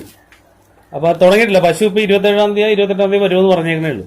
ഇവിടെ വന്നിട്ട് എങ്ങനെയായിരുന്നു? ഇവിടെ പിന്നീട് ജീവനൊക്കെ ഉണ്ടായിരുന്നു ഇവിടെ ഞാൻ വിവാഹം കഴിഞ്ഞപ്പോൾ പിന്നെ 2005 ഇവിടെ വന്ന് മധുരം ബേക്കറി എന്ന് പറഞ്ഞ ബേക്കറി കൊണ്ടുണ്ട് ആശ്രമത്തിൽ. ആശ്രമത്തിനകത്ത് ബേക്കറി ഉണ്ട്. അവിടെ ഞാൻ എൻ്റെ കാര്യം പറയുകയാണെങ്കിൽ അച്ഛനും അമ്മയും വേറെ ഉണ്ട്. അപ്പോൾ അവിടെ വർക്ക് ചെയ്യേണ്ടിരുന്ന സമയത്ത് തന്നെ അവിടെ നിന്ന് മാറി ആയുർവേദത്തിൻ്റെ പ്രൊഡക്ഷൻ യൂണിറ്റിലേക്ക് മാറി അവിടെ വർക്കറായിട്ട്. അത് കഴിഞ്ഞ് പിന്നെ ആശ്രമത്തിൻ്റെ തന്നെ സെക്യൂരിറ്റി വിഭാഗത്തിലെ ഷാഡോ സെക്യൂരിറ്റി ആയിട്ട് വർക്ക് ചെയ്തു. അത് കഴിഞ്ഞപ്പോഴത്തേക്കും സെക്യൂരിറ്റി മാനേജറായിട്ട് അവസാനം സെക്യൂരിറ്റി മാനേജറായിരുന്നു. അപ്പോൾ അവിടെ അവിടെ എന്ന് പറഞ്ഞാൽ അതിൻ്റെ കംപ്ലീറ്റ് സംരക്ഷണം. കാരണം വെച്ചിട്ടുണ്ടെങ്കിൽ എങ്ങനെയാണ് എവിടെയൊക്കെയാണ് കാര്യങ്ങൾ നടക്കുന്നത് എന്നൊക്കെ എന്നുള്ളത് റിപ്പോർട്ട് ചെയ്യുക എന്നുള്ളതാണ്. കാരണം ഈ പിന്നെ ഇപ്പോൾ സ്കൂൾ സംബന്ധമായിട്ട് പറഞ്ഞു കഴിഞ്ഞാൽ സ്കൂളിൽ ലഹരി മരുന്ന് കാര്യങ്ങളൊക്കെ ഇങ്ങനെ പുറത്തുനിന്ന് വരുന്നുണ്ട്. നല്ല അറിവ് കിട്ടുമ്പോൾ നമ്മളവിടെ പോയി അതിനെക്കുറിച്ച് റിസർച്ച് ചെയ്തിട്ട് അത് തന്നെ ഷാഡോ പോലീസ് പുറത്ത് ഷാഡോ പോലീസ് ചെയ്യുന്ന കാര്യങ്ങൾ. എത്ര രൂപ ശമ്പളം കിട്ടുമായിരുന്നു? എനിക്ക് ലാസ്റ്റ് 16,000 രൂപ. അത് പിന്നെ വേറെ കേസ് എന്ന് വെച്ചാൽ ഞാൻ ഈ പരാതികളെ ഇതിനേക്കാൾ മുമ്പ് ഒരു പരാതി ഞാൻ കൊടുത്തിരുന്നു. ഞാനവിടെ സെക്യൂരിറ്റി മാനേജറായിട്ട് ഇരുന്നപ്പോൾ DGPക്ക് ഒരു പരാതി കൊടുത്തിരുന്നത്. അപ്പോൾ 2016 പിന്നെ 18/6/2016. അപ്പോൾ അതിൻ്റെ അന്വേഷണം വന്ന സമയത്ത് എനിക്കെതിരെ ഒരു പോക്സോ കേസ് വന്നു. അതൊരു ഞാൻ പരാതി കൊടുത്തൊരു 6 മാസം എന്ന് വെച്ചിട്ടുണ്ടെങ്കിൽ ഞാൻ 18/6/2016 കൊടുത്തു കഴിഞ്ഞപ്പോഴാണ് പിന്നെ ഒരു ഫെബ്രുവരി 2017 ഫെബ്രുവരി 3-ാം തീയതി. കാരണം എൻ്റെ വൈഫിൻ്റെ ചേച്ചിയുടെ മോൾ അവിടെ പഠിക്കുന്നത്. അതിൻ്റെ ഒരു പ്രേമം പിടിച്ച് അതിനെ അച്ഛനും അമ്മയുടെ മുമ്പ് വെച്ച് അടിയെ കൊടുത്തു കഴിഞ്ഞപ്പോഴത്തേക്കും അതിൻ്റെ കാമുകനും ആരൊക്കെയോ ചേർന്നാണ് എനിക്കെതിരെ ഇത് കൊടുപ്പിച്ചെന്നുള്ള പിന്നീട് അറിഞ്ഞത്. നമുക്ക് അതിനെക്കുറിച്ച് അറിയില്ലായിരുന്നു. പക്ഷെ അതിനോടനുബന്ധിച്ചാണ് പിന്നെ സസ്പെൻഷൻ ആകുന്നത്. പിന്നെ അവർക്ക് പിന്നെ കോടതിയിൽ പിന്നെ ഉപജീവനത്തെ കൊടുത്ത് ഇപ്പോൾ പല കേസുകളായിട്ട് ഇങ്ങനെ നടക്കുന്നത്. അതിൽ ഇവരായിട്ട് ബന്ധപ്പെട്ട കേസാണ് ഇപ്പോൾ കൊടുത്തിരിക്കുന്നത്. മറ്റേതെല്ലാം ഹൈക്കോടതിയിലും പിന്നെ ചാരിറ്റബിൾ ട്രസ്റ്റ് ഞാൻ 2016 തുടങ്ങി. അപ്പോൾ വേറെ ട്രസ്റ്റ് തുടങ്ങി രജിസ്റ്റർ ചെയ്ത് അല്ല സൊസൈറ്റി ചാരിറ്റബിൾ സൊസൈറ്റി. അതിപ്പോ ഹൈക്കോടതിയിൽ കേസിലിരിക്കുന്നു. കാരണം ശാന്തി സംഘടന നിലവിൽ ഉണ്ട്. പക്ഷെ കോടതിയുടെ പരിഗണനയിൽ ഇരിക്കുകയാണ്. കാരണം അതിന്റെ പേരിന്റെ വിഷയത്തിൽ പ്രവർത്തിക്കാൻ പറ്റുന്നില്ല. സ്ഥാപനം ആദ്യം രജിസ്റ്റർ ചെയ്ത് അല്ല ഒരേ ആരെങ്കിലും പേര് ഉപയോഗിക്കാൻ പാടില്ല എന്ന് പറഞ്ഞുകൊണ്ട് കോടതിയിൽ കേസായപ്പോ അത് സ്റ്റേ ആയി കളഞ്ഞിട്ടുണ്ട്. ഇല്ല കളഞ്ഞിട്ടില്ല. വേണ്ട അടുത്ത 1-ാം വർഷം പൂർത്തിയായപ്പം റിന്യൂ ചെയ്തോ? അല്ല റിന്യൂ ചെയ്യുന്നതിന് മുമ്പാണ്. അല്ല പ്രവർത്തനം വെച്ചാൽ പ്രവർത്തനം ഇപ്പൊ തൽക്കാലം ഹൈക്കോടതിയുടെ പരിഗണന പ്രവർത്തനം ഇല്ല. പക്ഷെ വേറെ കാര്യമുണ്ട്. അത് പഴയ അടച്ചു കഴിഞ്ഞാൽ നമുക്ക് എപ്പോഴും ഇത് ചെയ്യാം. പക്ഷെ ഈ പേരിന്റെ കാര്യത്തിലാണ് വിഷയമുള്ളത്. ശാന്തിരി എന്നുള്ള പേരിന് ട്രേഡ് മാർക്ക് ഉണ്ട്. അപ്പൊ അവര് പറയുന്നത് ശാന്തിരി അവർക്ക് അവകാശപ്പെട്ടാണെന്ന് പറയും. അപ്പോൾ നമ്മളെന്ത് പറഞ്ഞ് നമ്മളൊരു 6 സിറ്റിംഗിൽ അവരെ ഇത് എങ്ങനെയെങ്കിലും റദ്ദ് ചെയ്യണമെന്ന് പറഞ്ഞ് കൊണ്ടുവന്നു.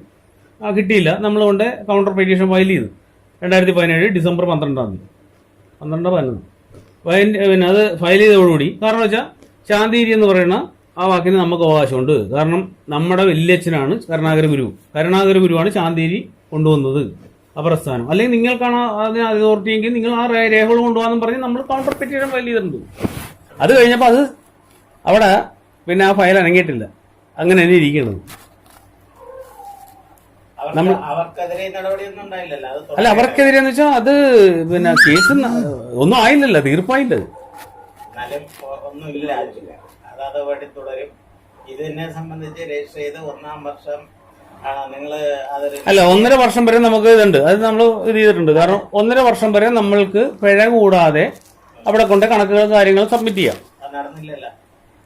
അല്ല പറയട്ടെ. അത് കഴിഞ്ഞ് ഓരോ വർഷവും ഇത്ര രൂപ പിഴ അടച്ചു കഴിഞ്ഞാൽ അത് നമുക്ക് പുതുക്കാം. ആ ഓപ്ഷൻ ഇതേവരെ കഴിഞ്ഞിട്ടില്ല. ആ ഓപ്ഷൻ ഇതിപ്പോ എന്ന് വെച്ചാൽ പിഴ അടച്ചു കഴിഞ്ഞാൽ നമുക്കത് ഇത് ചെയ്യാം.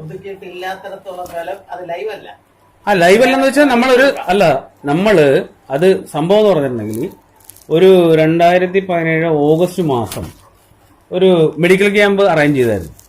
അതിനെതിരെയാണ് ഇവർ കൊണ്ടുവന്ന് വെച്ചേക്കുന്നത്. ഈ പേര് ഉപയോഗിച്ചെന്ന് പറയും. അപ്പൊ എന്ന് പറയാൻ നമുക്ക് തുടർന്ന് പ്രവർത്തിക്കാൻ പറ്റാത്ത ഒരു സാഹചര്യം ഉണ്ടാക്കി വെച്ചേക്കാണ്. പിന്നെ നമ്മൾ അതിലേക്ക് കൂടുതൽ ഇത് ചെയ്യാത്തതെന്ന് പറഞ്ഞിട്ടുണ്ടെങ്കിൽ ആ പേര് ഒഴിവാക്കി കഴിഞ്ഞാലും അതെനിക്ക് എന്ത് വിധി വന്നാലും എനിക്ക് കുഴപ്പമില്ലെന്നുള്ളതാണ്. കാരണം ശാന്തിരി എന്നുള്ള ഇവിടെ ശാന്തിരി പോസ്റ്റ് ഓഫീസാണ് വെച്ചേക്കുന്നത്. ഇവർക്ക് മാത്രം ഇതാണെങ്കിൽ പിന്നെ നമ്മൾക്ക് എന്തിനാണ് അങ്ങനെ ഒരു ശാന്തിരി എന്നുള്ള പോസ്റ്റ് ഓഫീസിനെ ചുമക്കേണ്ട കാര്യമുണ്ടോ?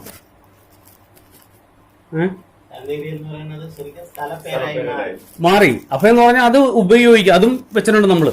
കാരണം ഒരു സ്ഥലത്തിന്റെ ഒരു ഏരിയയുടെ ഐഡന്റിറ്റി എന്ന ഒരു പേരാക്കി അവർ മാറ്റിയിട്ടുണ്ട്. ഒന്നെങ്കിൽ ആ പേര് മാറ്റണം. നമ്മൾക്ക് ഇവിടെ ഒരു പൂലന്തറ എന്നും പറഞ്ഞായിരുന്നു പണ്ട് ഒരു പേര്, അല്ലേ? ആ പേരായിട്ട് മാറിക്കഴിഞ്ഞാൽ നമുക്കത് കുഴപ്പമില്ല. അപ്പൊ പിന്നെ പൂലന്തറ നവജ്യോതി ശ്രീകരണാരൂർ വെക്കാം. ഇത് ഈ സ്ഥാപനത്തിന്റെ മാത്രമല്ല, ഇവരത് ട്രേഡ് മാർക്ക് എടുത്തിട്ടുണ്ടെങ്കിൽ കൂടി ഈ സ്ഥലത്തിന്റെ ഒരു വാർഡുണ്ട്, പോസ്റ്റ് ഓഫീസ് ഉണ്ട്. ഈ പോസ്റ്റ് ഓഫീസ് എന്ന് പറഞ്ഞാൽ നമ്മുടെ അണ്ടറിലുള്ള പോസ്റ്റ് ഓഫീസാണ്. കാരണം നമ്മൾ അഡ്രസ്സ് വെക്കുമ്പോൾ എന്ന് പറഞ്ഞാൽ അതിന്റെ അടി ശാന്തി നോക്കേണ്ട ഗതികേട് നമുക്ക് വരുന്നുണ്ട്. ഒഴിവാക്കുമ്പോ എന്ന് പറഞ്ഞാൽ അതെല്ലാം ഒഴിവാക്കി തരണ്ടേ? അപ്പൊ എന്ന് പറഞ്ഞാൽ അത് ഐ ഡി നിൽക്കണേണ്. അതിൽ നമുക്ക് വിഷയമില്ല. കാരണം അത് കോടതിയിൽ എന്താ പറയാ, നമ്മൾക്കിപ്പോൾ അത് നമ്മളും അനക്കാത്തെന്ന് പറയാൻ വേറെ ചില ലക്ഷ്യങ്ങളുള്ളതുകൊണ്ടാണ് അത് നിയമപരമായിട്ടുള്ളത്. എന്ന് പറഞ്ഞാൽ അവർക്കത് അനുകൂലമായിട്ടുള്ള വിധി വന്നെന്ന് പറയാൻ പറ്റില്ലത്. അതവർ പ്രചരിപ്പിച്ചാൽ തന്നെ അത് തെറ്റാണ്. അവരങ്ങനെ പറയുന്നുണ്ടോ? വിധി വന്നെന്ന് പറയുന്നുണ്ടോ? അല്ല അവര് അതിന് അങ്ങനെ വേറെ നടപടി ഉണ്ടായിട്ടില്ലെന്ന് പറഞ്ഞാൽ അവരുടെ അടുത്ത് ഈ പേര് ഉപയോഗിക്കില്ലെന്ന് ഡയറക്ഷൻ കൊടുത്തിട്ടില്ലല്ലോ. ഏത് പേര്? ശാന്തിഗിരി എന്നുള്ള പേര് അവര് പ്രവർത്തിക്കല്ലേ ഇപ്പോഴും ശാന്തിഗിരി എന്ന് പറയാം. അവർക്കെതിരെ ഒന്നും ഉണ്ടായിട്ടില്ല. അല്ല, നമുക്കെതിരെയും ഇല്ല. നമുക്കെതിരെ ഉപയോഗിക്കരുതെന്ന് എന്ന് വെച്ചിട്ടുണ്ടെങ്കിൽ വേറെ ഒന്നുമില്ല. നമ്മളെന്ന് വെച്ചാൽ കോടതിയുടെ ആ നടപടി നടക്കണമുണ്ട്, അതിനെ മാനിക്കണമുണ്ടാണ് അത് പ്രവർത്തനമൊന്നും ഇത് ചെയ്യാത്ത. പിന്നെ വേറെ കാര്യം, ശാന്തിയുടെ കംപ്ലീറ്റ് ബയലോയും ജില്ലാ രജിസ്ട്രാറിന്ന് ചോദിച്ചിട്ട് ഇതുവരെ കിട്ടിയിട്ടില്ല. ഇതെങ്ങനെ ഇവർക്ക് കിട്ടിയത്? ശരി, സമ്മതിച്ച് ശാന്തിഗിരി എന്നുള്ള അവർക്ക് സ്വന്തം. ഇപ്പൊ കരുണാകരപുരം ഉണ്ടാക്കിയ സാധനം ഇവർക്ക് എങ്ങനെ കിട്ടി? അത് ആ ബയലോടെ ആ പ്രോസസ് നമുക്കറിയണ്ടേ? നമ്മൾ ചോദിച്ചിട്ട് വിവരാവകാശ കമ്മീഷൻ അടുത്ത് പോയി നിങ്ങൾ ആരും ആദ്യം ഈ ഗുരു ഉണ്ടായിരുന്നപ്പോ ഇതുണ്ടാക്കിയപ്പോഴ് അതിൽ വന്നിട്ടില്ല മെമ്പറായിട്ട്, എക്സിക്യൂട്ടീവ് മെമ്പറായിട്ട് ഒന്നും നിങ്ങളെ പരിഗണിച്ചിട്ടില്ല. നിങ്ങളിൽ ആരെ ഈ ഗുരുവിന്റെ അല്ല അത് ഓക്കെ അല്ല. നമ്മുടെ ഇപ്പൊ ഒരു ചേട്ടായി ഉണ്ട്, ഇപ്പൊ സന്യാസിയായിട്ട് ഇപ്പൊ നമ്മുടെ ചേട്ടൻ, എന്റെ അച്ഛന്റെ ചേട്ടന്റെ മകൻ സന്യാസിയായിട്ട് നിൽക്കണതിനുണ്ട്. പിന്നല്ലാണ്ട് അങ്ങനെ എങ്ങനെ നമ്മൾ അവകാശം ആ കക്ഷി ഇതില് മെമ്പറായിട്ട് വന്നിട്ടുണ്ടോ? ഏത് ബോർഡ് മെമ്പറും ഇല്ലാന്നോ?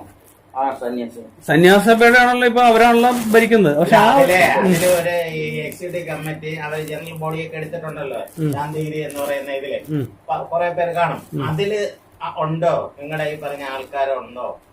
അല്ല, അങ്ങനെ ബന്ധത്തിന്റെ പുറത്തില്ല. ഗുരു ഉണ്ടായിരുന്നപ്പോ തന്നെ ഇത് ഉണ്ടാക്കിയപ്പോഴ് ബന്ധുക്കളെ വേണമെങ്കിൽ വെക്കാമായിരുന്നു.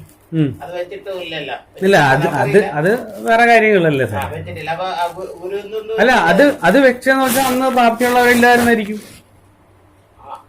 അങ്ങനെ ഇത് എല്ലാരും പ്രാപ്തി വെച്ചൊന്ന് അളക്കാൻ അല്ല, അതുമായിട്ട് എന്താ സാർ ഉദ്ദേശിക്കുന്നത്? എന്താ മനസ്സിലായില്ല എന്ന് പറഞ്ഞാൽ ആ ട്രസ്റ്റ് ഇത് ഉണ്ടാക്കിയപ്പോ NGO രൂപീകരിച്ചപ്പോൾ ഗുരുവിന്റെ ആൾക്കാരെ അതില് നിലനിർത്തി കൊണ്ടുപോകണം എന്നുള്ള ഇത് ഉണ്ടായിരുന്നുവെങ്കിൽ മെജോറിറ്റിയില് കുടുംബാംഗങ്ങളെ വേണമെങ്കിൽ വെക്കാം. അപ്പൊ ആ താല്പര്യം ഇല്ലെങ്കിൽ അവരെ വെക്കൂല, വെളിയിൽ നിന്നുള്ളവരെ വെക്കാം. അപ്പൊ നിങ്ങളിലുള്ളവരെ വെച്ചിരുന്നിട്ടില്ല. അപ്പൊ കുടുംബത്തിൽ തന്നെ ഇതിനെ നിലനിർത്തണമെന്നുള്ള ആഗ്രഹിച്ചിരുന്നു. അല്ല, കുടുംബത്തിൽ മാത്രം നിലനിർത്തണമെന്ന് ആഗ്രഹിച്ചില്ല എന്ന് പറയാം. കുടുംബക്കാരെ ഉൾപ്പെടുത്തിയിട്ടുമില്ല, ഒരാളെ പോലും ഉൾപ്പെടുത്തിയിട്ടില്ലല്ലോ. അല്ല സാറേ, അത് അറിയണമെങ്കിൽ നമ്മൾ ആ പഴയ കാര്യങ്ങൾ കിട്ടണ്ടേ? നിങ്ങൾക്കറിയില്ല, നിങ്ങൾക്കറിയില്ലല്ലോ. അല്ല, അതുകൊണ്ടല്ലേ നമ്മൾ അതിനെ അന്വേഷിക്കുന്നത്. അതാണ്. അപ്പോഴും നിങ്ങൾ അന്ന് അതുമായിട്ട് ഇടപെട്ട് നിങ്ങൾക്ക് വ്യക്തമായിട്ട് അറിയാമല്ലോ നിങ്ങൾ അതിലുണ്ടോ എന്നുള്ളത്. നമ്മൾക്ക് അതൊന്നും ഒരു വിഷയമില്ല. നമുക്ക് അവകാശം വേണ്ട, നമുക്ക് അതൊന്നും വേണ്ട. ആശ്രമത്തിന്റെ സ്വത്തുവകകൾ നമ്മൾ ചോദിച്ചാ നമ്മുടെ സ്വത്തുക്കൾ അങ്ങോട്ട് പിടിച്ചു വെച്ചപ്പോഴാണ് നമുക്ക് ബുദ്ധിമുട്ടായത്. ഈ പേരും പറഞ്ഞു. പിന്നെ അവകാശത്തിൻ്റെത് ഓക്കെ, സമ്മതിച്ച്. ഇത് പണ്ടിരുന്ന ഭരണകർത്താക്കളിൽ നിന്ന് ഇപ്പൊ ഇരിക്കുന്നവരിലേക്ക് എങ്ങനെ കിട്ടിയെന്ന് നമ്മൾ അറിയണ്ടേ? ഇല്ല, ഇലക്ഷൻ ഒന്നുമില്ല. നമ്മൾക്ക് അറിയേണ്ടതെന്ന് വെച്ചാൽ ഈ പ്രസ്ഥാനം ചാരിറ്റബിൾ ആക്ട് പ്രകാരം പ്രവർത്തിക്കുന്നതാണ്, അല്ലെ? നിയമാനുസരണം രേഖകൾ ജില്ലാ രജിസ്റ്റർ ഓഫീസിൽ കൊടുക്കണമെന്നുള്ള റൂളുള്ളതാണ്. കാരണം അതാ പ്രശ്നം. അതാണ് ഞാൻ പറഞ്ഞു വന്നത്. ഞാൻ പറഞ്ഞു വെച്ചാൽ നമ്മൾക്ക് അവകാശങ്ങൾ ഉണ്ടാകുന്നുള്ളതല്ല, അത് നമ്മൾക്ക് അറിയണമെങ്കിൽ ആ രേഖകൾ നമ്മൾ ഇവരിലേക്ക് എങ്ങനെ എത്തിയെന്ന് പഠിക്കണം, വേണ്ടേ? അതിനുവേണ്ടി നമ്മൾ ട്രൈ ചെയ്തപ്പോൾ ജില്ലാ രജിസ്റ്റർ ഓഫീസിൽ നമ്മൾ പിന്നെ വിവരാവകാശം വെച്ച് കഴിഞ്ഞപ്പോഴത്തേക്കും രേഖകൾ നശിച്ചു പോയതിനാൽ തരാൻ പറ്റില്ല എന്ന് പറഞ്ഞു. അതെങ്ങനെ പറയാം? അതല്ലേ വർഷം തോറും കൊടുക്കുന്ന ആനുവൽ റിപ്പോർട്ട് അതുകൊണ്ട് അവര് സാധനം ഇല്ല നശിച്ചു എന്ന് പറഞ്ഞപ്പോൾ നമ്മൾ പറഞ്ഞ് ആരിരുന്നപ്പോഴാണ് നശിച്ചത്, എങ്ങനെയാണ് പിന്നെ അത് കാരണം കുറെ ചോദ്യങ്ങൾ നമ്മൾ അങ്ങോട്ട് ചോദിച്ചപ്പോൾ അതിനൊന്നും അവർക്ക് മറുപടി ഇല്ലായിരുന്നു. അപ്പം നേരെ എന്ത് ചെയ്ത് അപ്പീൽ അത് കോടതിയിൽ പോയി, നേരെ വിവരാവകാശ കമ്മീഷൻ അടുത്ത് പോയി. അവിടെ നിന്ന് എനിക്ക് ഉത്തരവ് കിട്ടി. ഇതൊക്കെ എൻ്റെ പേഴ്സണൽ ആയിട്ടുള്ള കാര്യങ്ങളാണ്. കാരണം ഇവരുമായിട്ട് കുടുംബപരമായിട്ടോ എന്നല്ല, ഞാൻ വ്യക്തിപരമായിട്ട് അറിയാൻ ആഗ്രഹിക്കുന്ന കാര്യങ്ങളാണ്. എന്ന് വെച്ചാൽ ഇതിൽ കുറേ കാര്യങ്ങൾ ബുദ്ധിമുട്ടാണെന്ന് കണ്ടു കഴിഞ്ഞപ്പോൾ എനിക്കറിയണമെന്ന് തോന്നി. അപ്പോൾ വിവരാവകാശ കമ്മീഷൻ ഉത്തരവിട്ടിട്ട് പോലും കുറച്ച് രേഖകൾ തന്നു. അതുപോലും വീണ്ടും ചോദിച്ചിട്ട് കിട്ടിയിട്ടില്ല. എന്ന് വെച്ചാൽ അവിടെ നിന്ന് ഇവിടെ നിന്ന് കിട്ടിക്കഴിഞ്ഞാൽ നമുക്ക് അറിയാൻ പറ്റുന്നില്ല. എന്ന് വെച്ചാൽ ഏതൊക്കെ വർഷങ്ങൾ അവർ പറഞ്ഞു തന്നിട്ടുണ്ട്, എനിക്കല്ല വേറൊരാൾ. അത് വെച്ച് നമ്മൾ ചോദിച്ചപ്പോൾ അത് കിട്ടിയില്ല. അതും പിന്നെയും വിവരാവകാശ കമ്മീഷൻ അധീനതയിൽ ഇരിക്കുകയാണ്. അവര് NGO രൂപീകരിച്ചപ്പം എങ്ങനെയാണ് അതെങ്ങനെയാണ് തെരഞ്ഞെടുപ്പ് നടത്തുന്നതെന്നോ എല്ലാവരും പറഞ്ഞിരിക്കുമല്ലോ. അല്ല, അതൊക്കെ നമുക്ക് അറിഞ്ഞാൽ മതി, വിഷയമൊന്നുമില്ല. നമ്മൾക്ക് ഇപ്പൊ അവര് നിയമാനുസരണം ഗുരു ഇരുന്നപ്പോ അവർക്കാണ് കൊടുത്തതെന്ന് പറഞ്ഞാൽ ഓക്കെ. പക്ഷെ നിയമാനുസരണം അവർക്ക് കിട്ടിയെന്നുള്ള ഒരു പ്രൂഫ് നമുക്ക് വേണമെന്ന് മാത്രമേ. അതിനുവേണ്ടിയാണ് അതൊക്കെ ശ്രമിച്ചത്. അല്ലാതെ അതിലൊന്നും നമുക്ക് ഇപ്പൊ പറഞ്ഞിട്ട് അതിൽ നിന്ന് എന്താ പറയാ. പക്ഷേ രൂപീകരിച്ച് അതില് ഇന്ന ആളിന് കൊടുക്കാൻ അങ്ങനെ പറ്റൂലല്ലോ. അതിലെ കമ്മിറ്റി പിന്നെ ജനറൽ ബോർഡ് ഇപ്പൊ എക്സിക്യൂട്ടീവ് കമ്മിറ്റിയിലുള്ള ഒരാൾ മരിച്ചു പോയാലും ജനറൽ ബോർഡ് വിളിച്ച് കൂട്ടി പകരം തിരഞ്ഞെടുക്കണം. അതാണ് ഞാൻ ചോദിച്ചത്. അതിൽ പിന്നെ പലതിലും അപാധകളുള്ളതുകൊണ്ടാണ് ഇതിനെക്കുറിച്ച് നമ്മൾ ചോദിക്കാൻ ശ്രമിച്ചത്. പിന്നെ സ്റ്റേറ്റ് ഫോർവേഡ് ആണെങ്കിൽ എന്തുകൊണ്ട് ഇത് ഹൈഡ് ചെയ്യേണ്ട ആവശ്യം വരുന്നു? എന്തുകൊണ്ട് അങ്ങനെ മറ്റേ ജില്ലാ രജിസ്ട്രാർ ഒളിപ്പിക്കുന്നതായിട്ടല്ലേ പറയുന്നത്? തീർച്ചയായിട്ടും അല്ല, ഇവര് ഇപ്പം ഈ ഡാറ്റ ആവുമ്പോ അവര് പുതുക്കാൻ വേണ്ടി കഴിഞ്ഞ വർഷത്തെ വാർഷിക റിപ്പോർട്ടും ഈ അവരുടെ ഈ അക്കൗണ്ടും കൊടുക്കുമല്ലോ. അത് കോപ്പി തരാൻ പിന്നെ എന്തോന്നു? അതാണ് ചോദിക്കുന്നത്. അവിടെ നിന്ന് നഷ്ടപ്പെട്ടു പോയെന്ന് പറയുമ്പോൾ നഷ്ടം ഇത് കറണ്ട് അല്ലേ? നഷ്ടപ്പെട്ടു എന്ന് പറയുന്നത് അതിന് കോടതി രജിസ്റ്റർ ചെയ്തപ്പോ ഉള്ളതല്ലേ ചോദിച്ചാ? ഏത് ആദ്യം അതായത് ഇത് രജിസ്റ്റർ ചെയ്തത് 88 എന്തോ 1978/88 എന്ന് വെച്ചാൽ 88 നമ്പറായിട്ട് 1978 ഇത് 78 നമ്പറായിട്ട് 1988 രജിസ്റ്റർ ചെയ്തത്. അല്ല, 88 നമ്പറായിട്ട് 78 രജിസ്റ്റർ ചെയ്തു. അല്ല, 88/78. കാരണം 78 വർഷം 88 ഈ ആശ്രമം രജിസ്റ്റർ ചെയ്യുന്നത്. അല്ല, അത് തെറ്റാണ്. 78 ആണെങ്കിൽ ഒന്നുകൂടെ ആലോചിച്ച് നോക്കണം. 75 അടിയന്തരാവസ്ഥയൊക്കെ കഴിഞ്ഞ ആ സമയത്തായിരുന്നു.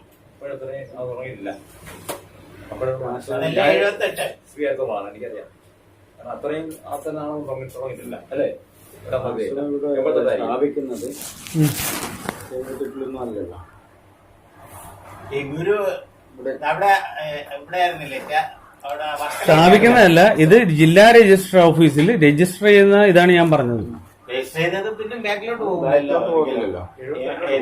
88 രജിസ്റ്റർ ചെയ്യാൻ സാധ്യത വരുള്ളൂ. അല്ല, 88 നമ്പർ ആണെന്നുള്ളതാണ് എന്റെ അറിവ്. 88 ആണെങ്കിൽ 88 വർഷമാണ്. അല്ല, 88/78 ഞാൻ പറഞ്ഞപ്പോ തിരിഞ്ഞു പോയതായിരിക്കാം. വർഷമാണ് രണ്ടാമത് വരുന്നത്. നിങ്ങൾ പറയുന്നത് 78 രജിസ്റ്റർ ചെയ്തോണ്ട്. ഹലോ, അത് ശരിയാവാൻ സാധ്യതയില്ല. എന്താ വേണ്ടേ? അപ്പം ഈ 78 രജിസ്റ്റർ ചെയ്യാൻ വേണ്ടി കൊടുത്ത അവരുടെ ഈ മെമ്മോറണ്ടം അതിന്റെ കോപ്പിയാ ചോദിച്ചത്. അതിന്റെ ചില കോപ്പികൾ ഇരിപ്പുണ്ട്, ചില കോപ്പികൾ കണ്ടിന്യൂഷൻ ഉള്ള കോപ്പികളില്ല. നശിച്ചു പോയി എന്ന് പറഞ്ഞു മറുപടി തരണമെങ്കിൽ അങ്ങനെ വല്ലതും.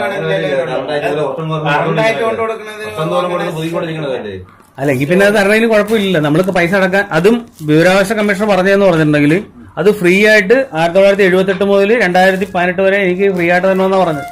കോപ്പി ഉത്തരവിട്ടത്. അത് നിയമപരമായിട്ട് അതല്ലേ പറഞ്ഞത്. അതൊക്കെ കോപ്പി നടക്കുന്നത്. അത് അതിന്റെ അടുത്ത സ്റ്റെപ്പിലേക്ക് പോയിക്കൊണ്ടിരിക്കുകയാണ് കാര്യങ്ങൾ. കാരണം ഹൈക്കോടതിയിൽ അതാ ഞാൻ പറഞ്ഞ മറ്റേ കേസ് വരുമ്പോഴത്തേക്കും അതിന് ഇതൊക്കെ അറ്റാച്ച്. കാരണം വെച്ചാൽ ഇപ്പൊ അവര് ഇപ്പൊ 2-3 വർഷം എന്ന് പറഞ്ഞാൽ നമ്മൾ വെറുതെ ഇരിക്കണല്ലായിരുന്നു. ഈ കേസ് അവിടെ നടന്നു അതിന്റെ നമ്മുടെ രേഖകൾ വേണ്ടേ? ഇപ്പൊ ഈ പറഞ്ഞ പോലെ തന്നെ ഇവിടെ നമ്മൾ മാത്രമല്ല. ഇപ്പൊ ചോദിക്കും എന്ത് മണ്ടത്തരോ കാണിച്ച് വീടും സ്ഥലവും എഴുതി കൊടുത്തിട്ട് അത് എന്താ പറയുക വേറെ തരുമെന്നാണ് അല്ലെങ്കിൽ വിലക്കാണ് എന്ന് പോലും നിങ്ങൾ നോക്കാതിരുന്നത് എന്ത് മണ്ടത്തരമെന്ന് ചോദിക്കുമല്ലോ. ഈ മണ്ടത്തരം എന്ന് പറഞ്ഞാൽ നമ്മൾക്ക് മാത്രമല്ല, ഈ പ്രസ്ഥാനത്തിൽ വിശ്വസിച്ച് നിൽക്കുന്ന ഒരു 99% ആൾക്കാർക്കും പറ്റിയിട്ടുള്ള കാര്യം. വിശ്വാസമൊക്കെ പല രീതിയിൽ കൊല്ലത്ത് ഇപ്പം ആന്ധ്രയിൽ നിന്ന് ഒരാൾ മരുന്ന് കൊണ്ടിറങ്ങിയപ്പോ 5000 രൂപ വീതം വീടുകളിൽ എടുത്തുകൊണ്ട് കൊടുത്ത് മരുന്ന് വാങ്ങിച്ചിരിക്കുന്നു. ഞാൻ വായിച്ചായിരുന്നു വാർത്ത, ഞാൻ വായിച്ചത്. മേജർ ഡോക്ടർ 50 രൂപ അടുത്ത വീട്ടിൽ ചോദിച്ചപ്പം ഇല്ല എന്ന് പറഞ്ഞ വീട്ടിൽ നിന്നാണ് 5000 എടുത്ത് കൊടുത്തിരിക്കുന്നത്. പൈസ അങ്ങനെ മേടിച്ചു. അല്ല അതപ്പോ പിന്നെ കുഴപ്പമില്ല. അങ്ങനെ എന്താ പറയാ, അതൊക്കെ പറ്റിപ്പോയ കാര്യങ്ങളാണ്. പിന്നെ വെച്ചിട്ടുണ്ടെങ്കിൽ ഇത് മറ്റൊരുത്തന്നെ പറ്റരുത്. എല്ലാ കേസുകളും തുടർന്ന് പോയിക്കൊണ്ടിരിക്കുകയാണ്. അത് ആ കാര്യങ്ങളിൽ പിന്നെ ഇതെന്ന് പറഞ്ഞാൽ പിന്നെ അച്ഛനമ്മയുടെയും കേസിലെന്ന് പറഞ്ഞാൽ അവരുടെ എന്താ പറയാ സ്ഥലവും കൊടുത്തത്, പിന്നെ അങ്ങനെ അതിനോട് ബന്ധപ്പെട്ട കാര്യങ്ങളാണ് അവർ പറഞ്ഞിരിക്കുന്നത്. ഈ പറയുന്നതിലെല്ലാം യാഥാർത്ഥ്യം ഉണ്ടെങ്കിൽ അവർക്ക് അല്ലാതെ ഒരു ഇത് കൊടുക്കാൻ അവരുടെ പേരിൽ ഇപ്പൊ അവസ്ഥ ഉണ്ടാ? ഇപ്പൊ ഇല്ല. ഇല്ലെങ്കിൽ അങ്ങനെ കൊടുക്കണം.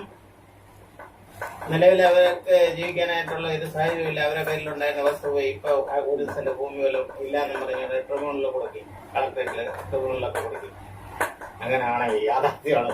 അല്ല യാഥാർത്ഥ്യമല്ലേ നമുക്കിത് കൊടുക്കേണ്ട കാര്യമില്ല സാർ. അങ്ങനെയൊക്കെ ചെയ്യാം. കാര്യമുണ്ട്. ഇത്രയും മഹത്തായ ഒരു പ്രസ്ഥാനമായിട്ട് കൊല്ലത്തല്ലേ അല്ല വേറെ കാര്യമുണ്ട്, അത് പറഞ്ഞോട്ടെ. യാഥാർത്ഥ്യമാണെന്ന് വെച്ച് കഴിഞ്ഞാൽ ഇതെല്ലാം പരാതി കൊടുത്ത് നമുക്ക് നേടണമെന്നുള്ള ആഗ്രഹമൊന്നുമില്ല. പക്ഷേ നാളെ ഒരിക്കലും വേറെ ഇതിനെ പറ്റിക്കരുത്. ഇല്ലേ, നമുക്കിപ്പോ ഒരു അബദ്ധം പറ്റിയ നമ്മൾ എന്താ ചെയ്യണം? നമുക്ക് പറ്റിയതാണെന്ന് പറഞ്ഞ് നമ്മളിരിക്കും. പിന്നെ വേറൊരുത്തിനെ പറ്റരുത്, അത്രേ ഉള്ളൂ. അതൊരു എന്താ പറയാ ഒരു സദുദ്ദേശമാണ്. വെറുതെ കൊടുക്കാനാണ് ഇത്രയും വലിയൊരു പ്രസ്ഥാനത്തിന്റെ എന്ന് വെച്ചാൽ അധികാരവും പണവും പിന്നെ എല്ലാം ഉള്ളവരുമായിട്ട് വെറുതെ കയറി ആരെങ്കിലും എന്തെങ്കിലും ചെയ്യൂ? ഈ 88 കാലത്തൊക്കെ പിന്നെ എല്ലായിടത്തും ഇവര് പറയുന്നതെന്ന് വെച്ചാൽ ഇത് എന്താ പറയാ ആ ഒരു കണ്ണുകൊണ്ടാണോ അല്ലെങ്കിൽ പിന്നെ നമുക്കൊന്നും പറയാൻ പറ്റില്ല.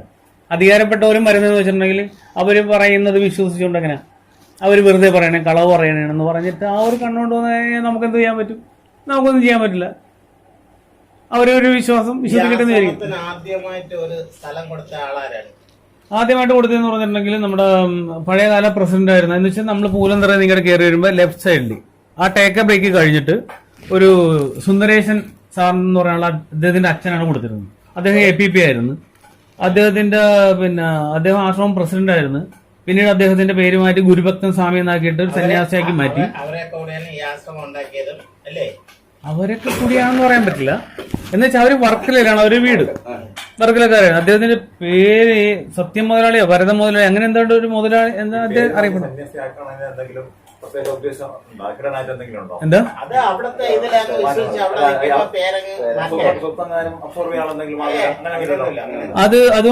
അതുകൊണ്ടെന്ന് പറഞ്ഞാൽ അദ്ദേഹത്തിന്റെ ആ പേരിലുള്ളതാണെങ്കിൽ അത് ആശ്രമത്തിന് കൊടുക്കണം എന്നുള്ള ഒരു ഇതാണ്.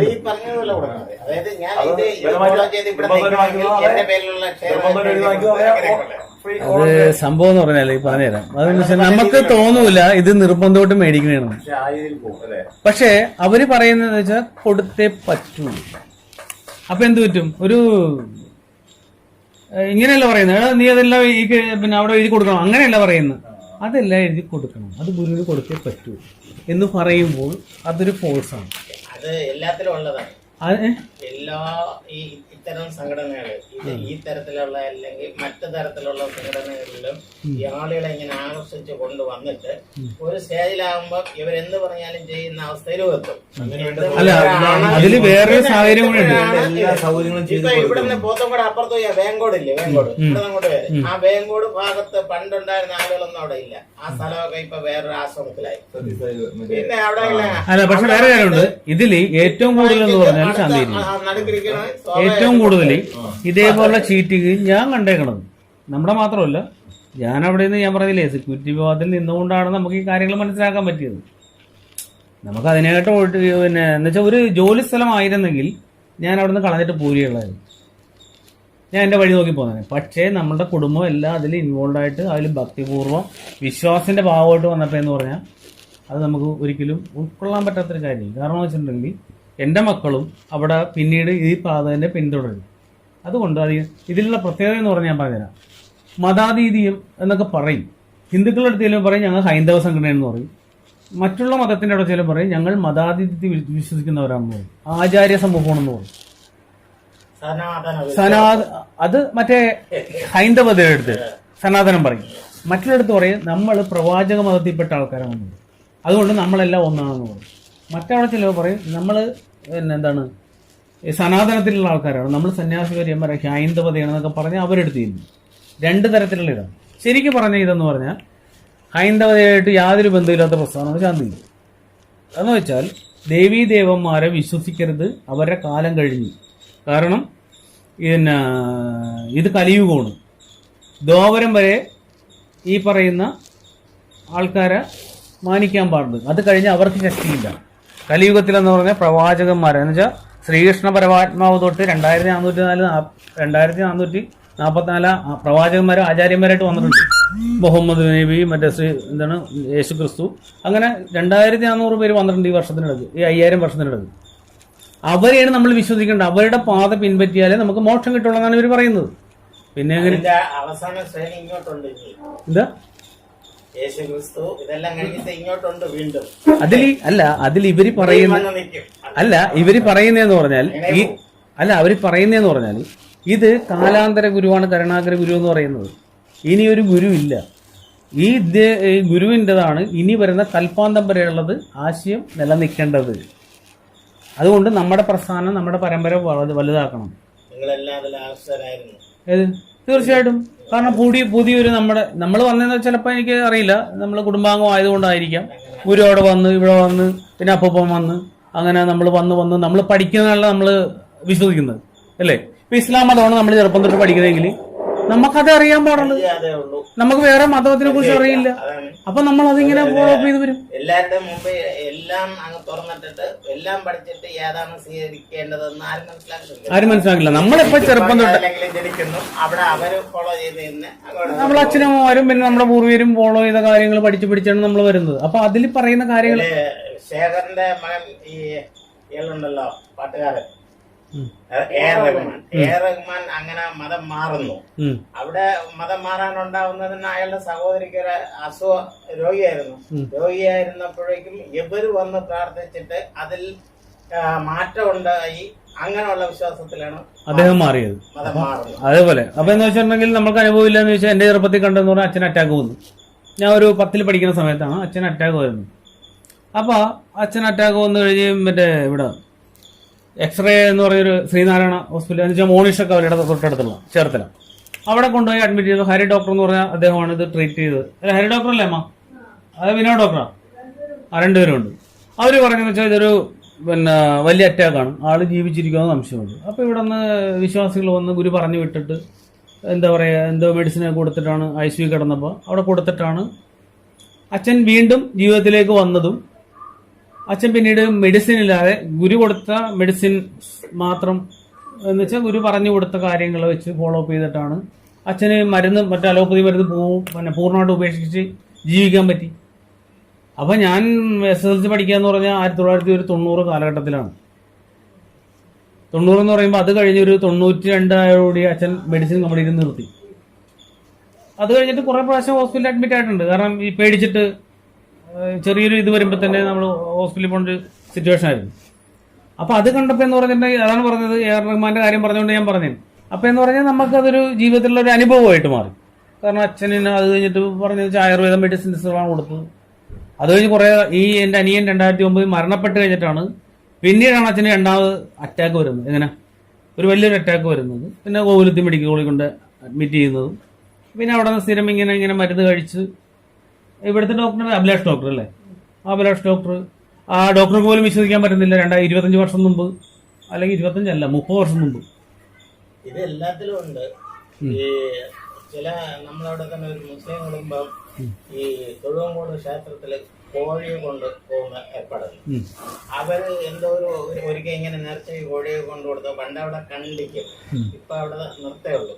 അങ്ങനെയൊക്കെ അവർക്ക് എന്തോ ഒക്കെ നേടി എന്നുള്ള ഒരു വിശ്വാസത്തില് അവർ അവിടത്തെ വലിയ ഭക്തരാണ്. അങ്ങനെ ഓരോന്നിന്നും അങ്ങോട്ടും ഇങ്ങോട്ടും.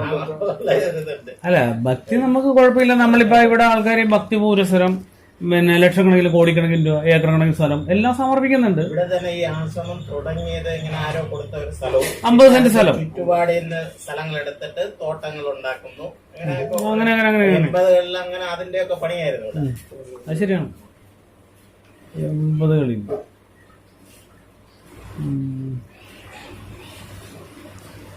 ഞാൻ അത് 80-ലല്ല 78-ലാണ്.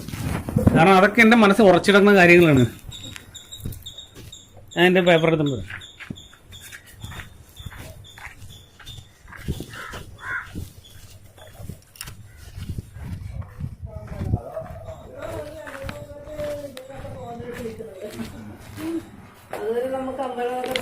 ഉണ്ടോ ഇത് വർഷം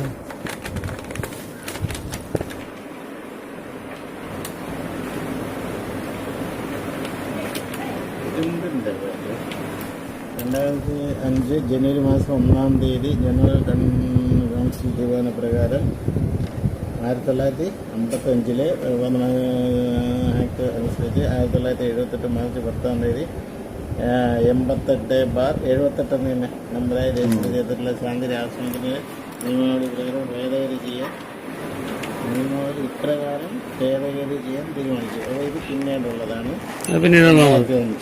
അപ്പോൾ യഥാർത്ഥത്തിൽ രജിസ്റ്റർ ചെയ്തിരിക്കുന്നത് 78-ലാണ്.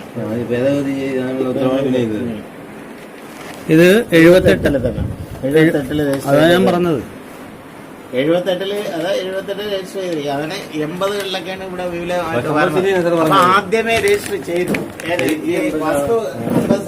ഇവിടെ വരുന്നത് എന്റെ അറിവിലെന്ന് പറയാൻ 64-ലാണ് ഇവിടെ വരുന്നത്. ശിവേരിന്ന് വരുന്നതായിട്ട് 64-ന്. കാരണം അവര് 90-ാമത്തെ എന്തോ 90 എത്രയോ ആഘോഷിച്ചില്ല അവരിവിടെ. 90 എത്രയാണ് വജ്ര ജൂബിലി എന്നൊക്കെ പറഞ്ഞ മുഖ്യമന്ത്രി പിണറായി വിജയൻ സാർ വന്ന അത് എന്നുവെച്ചാൽ ഞാൻ ജനിക്കുന്നത് 73-ല്. 78 എന്ന് പറയുമ്പോൾ 5 വയസ്സ്. അതന്നെ.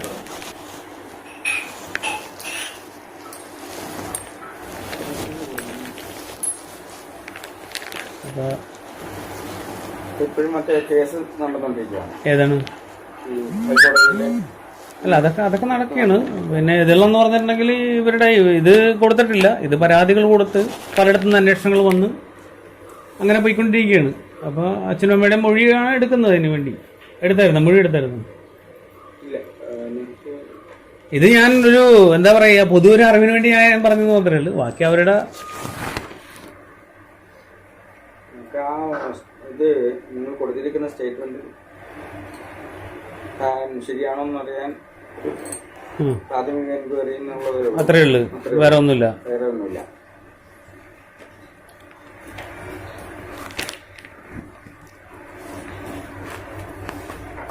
അതെന്താ സാറേ 2 വർഷം ഇപ്പൊ 2 വർഷത്തിന് മേലായി. ഇതെന്താ ഇത്ര ഇതിപ്പോ എന്താ പറയാ കഴിഞ്ഞതൊക്കെ വന്നിരുന്നു. ഏതാണ് ബാക്കിയെല്ലാം നേരത്തെ നടന്നുപോയി. ഈ ആർക്ക് കൊടുത്താണ് ഇത് കുറച്ചു കാലമായി നമ്മുടെ കയ്യിൽ കിട്ടി, നമ്മുടെ ഓഫീസിൽ കിട്ടിയില്ല. ഇതിന്മേലൊന്നും നടക്കില്ല. ഇപ്പൊ എന്തായാലും എന്നിട്ട് 3-4 ഓഫീസർമാര് മാറിപ്പോയി. അവരാരും തൊട്ടില്ല. വരുന്ന കൈമാറി ഇങ്ങനെ ഇതിലല്ല ഒട്ടുമിക്ക കാര്യങ്ങളൊന്നും നടക്കൂലെന്ന് അറിയാം. പക്ഷെ ഇതൊക്കെയെന്ന് പറഞ്ഞാൽ നമ്മൾ എന്താ പറയാ ഓരോ സ്റ്റെപ്പുകളെന്ന് പറയാനേ പറ്റുള്ളൂ. കാരണം പിന്നെ വേറെ ഒരു ഗുണമെന്ന് പറഞ്ഞിട്ടുണ്ടെങ്കിൽ ഈ പറഞ്ഞ വസ്തു കേസ് ഇതിനൊക്കെ എന്ന് പറയുമ്പോൾ വേറെ കോടതി അല്ലെങ്കിൽ ട്രിബ്യൂണലിലെ കേസ് ആ വഴിക്കൊക്കെ പോകണം. ഇവിടെ അല്ലാതെ ഇത്തരം പരാതികളൊന്നും കോടതിയിൽ തന്നെ പോകണം. കോടതി കൊടുത്തിട്ടുണ്ടെന്ന് പറയും. അല്ലാതെ ഈ ശരിക്കും പറഞ്ഞാൽ ഞങ്ങൾക്ക് ഇതിനകത്ത് ആക്ഷൻ എടുക്കാനുള്ള ഇതൊന്നും ഇല്ല. ഇത് ശരിക്കും പോലീസ് കേസും അത് ബന്ധപ്പെട്ട കേസുകൾ മാത്രമാണ്. അതിന്റെ ശരിക്കും പറഞ്ഞാൽ അത് ചെയ്യേണ്ടതെന്ന് പറഞ്ഞാൽ FIR പോലീസാണ് ചെയ്യേണ്ടത്. ഇതിന്റെ ഒരു പ്രാഥമിക അന്വേഷണം നടത്തി അതിന്റെ റിപ്പോർട്ട് കൊടുക്കുക എന്ന് മാത്രമേ നമുക്ക് ചെയ്യാനുള്ളൂ. ഇത് കാലാകാലങ്ങളിൽ ഇത് നമ്മുടെ ഓഫീസർമാർ മാറി വന്നവര് അവിടെ വെച്ചിരുന്നു. അവസാനം നമുക്കിപ്പം അതിന്റെ മറുപടി കൊടുക്കാനായിട്ട് പറഞ്ഞതുകൊണ്ടാണ് നമ്മൾ അന്വേഷിച്ചത്. അന്വേഷിച്ചത്. അത്രേ ഉള്ളൂ. അതിനകത്ത് വേറെ ഒന്നുമില്ല. ശരിക്കും പറഞ്ഞാൽ ഞങ്ങളുടെ ഇതിനകത്ത് ജൂറിസ്ഡിക്ഷനിൽ വരുന്നതല്ല, ഇത് പരിധിയിൽ വരുന്നതല്ല. അല്ല, പിന്നെ എന്തുകൊണ്ട് കളക്ടർക്ക് അയച്ച പരാതി അങ്ങോട്ട് റെഫർ ചെയ്തത്? ഹലോ, ആ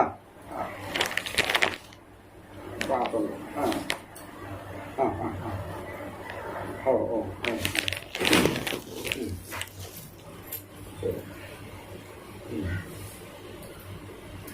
കളക്ടറേറ്റ് കൊടുത്ത പരാതി കളക്ടറേറ്റ് തലത്തിൽ തീർപ്പാക്കണമെങ്കിൽ അവിടെ പാർട്ടികളെ വിളിച്ച് ഹിയറിംഗ് നടത്തുമായിരുന്നു. അതിന് അവരെടുത്തിട്ടില്ല. ഇത് പിന്നെ ഇത് എടുത്തെങ്കിൽ വിളിച്ചിട്ട് ഇവരെയൊക്കെ നമുക്ക് അയച്ചതിന്റെ കാരണം എന്ന് പറയുന്നത് സീനിയർ സിറ്റിസൺ ആയതുകൊണ്ട് മാത്രമായിരിക്കണം. പരാതിക്കാരൻ സീനിയർ സിറ്റിസൺ ആയതുകൊണ്ട് മാത്രമാണ് നമുക്ക് അയച്ചു തന്നത്. അപ്പൊ അതിന്റെ ഒരു അന്വേഷണം നടത്തി റിപ്പോർട്ട് കൊടുക്കുക.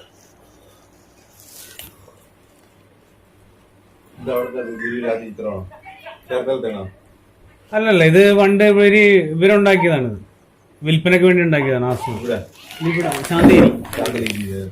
പക്ഷേ ഇതൊന്നും അല്ല ഗുഡിലെന്ന് പറയുന്നത്. ഇതൊക്കെ പിന്നീട് വന്ന് അവര് ആൾട്ടറേറ്റ് ചെയ്തെടുത്ത സാധനമാണ്. ഇത് ഒരു പർണശാല എന്നൊക്കെ പറഞ്ഞു. ഇവര് പറയുന്നത് ഇതിൽ നിന്നാണ് ഈ താമര പർണശാല ഉണ്ടായെന്നാണ്. പക്ഷെ അതല്ല, ഇത് ആദ്യകാലത്ത് ഉണ്ടാക്കിയ ഇതുമല്ല മോഡൽ, വേറേതാണ്. ഇതവര് വരച്ചതാണെന്ന് എനിക്ക് തോന്നുന്നു. ഞാനിപ്പോ തൽക്കാലം ഒന്നും ചെയ്തില്ല, എന്തെങ്കിലും ചെയ്യണം. ഞാൻ പറഞ്ഞത് ഈ ലൊക്കാലിറ്റിയിൽ വേറൊരു ചെറിയ ഒരു ആശ്രമം ഉള്ളത് അങ്ങനെ ഉണ്ടാ. എങ്ങനെ? ഈ ആലയിൽ സ്വാമി എന്നും പറഞ്ഞൊരു സ്വാമിയുടെ ഒരു ചെറിയ ആശ്രമം. അല്ല, വിളക്ക് സ്വാമിയാ? അതന്നെ. വിളക്ക് സ്വാമി ആറ്റിങ്ങല പറ്റല്ലേ? ആറ്റിങ്ങലല്ലേ? ആലയിൽ എനിക്ക് അറിഞ്ഞൂടാ.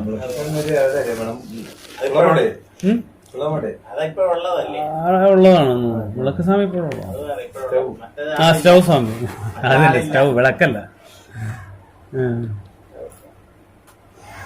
അദ്ദേഹത്തിനെ കുറിച്ച് കേട്ടിട്ടുണ്ട്. അല്ല, ഒരു ചായ അടിച്ചിട്ട് പോവാം. കട്ടൻ അല്ല, ഇട്ട് കാണും വെറുതെ, അല്ലെങ്കിൽ കളയണ്ട. വേണ്ട.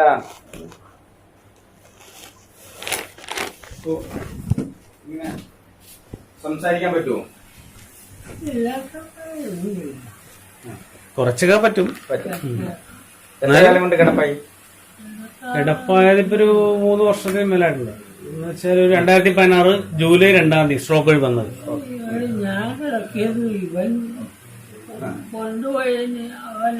അതെ, എറണാകുളത്ത് അമ്മയുടെ വീട്ടിൽ വരെ ഒന്ന് പോയതാണ്. അപ്പൊ അവിടെ വെച്ചാണ് സ്ട്രോക്ക് വന്നത്.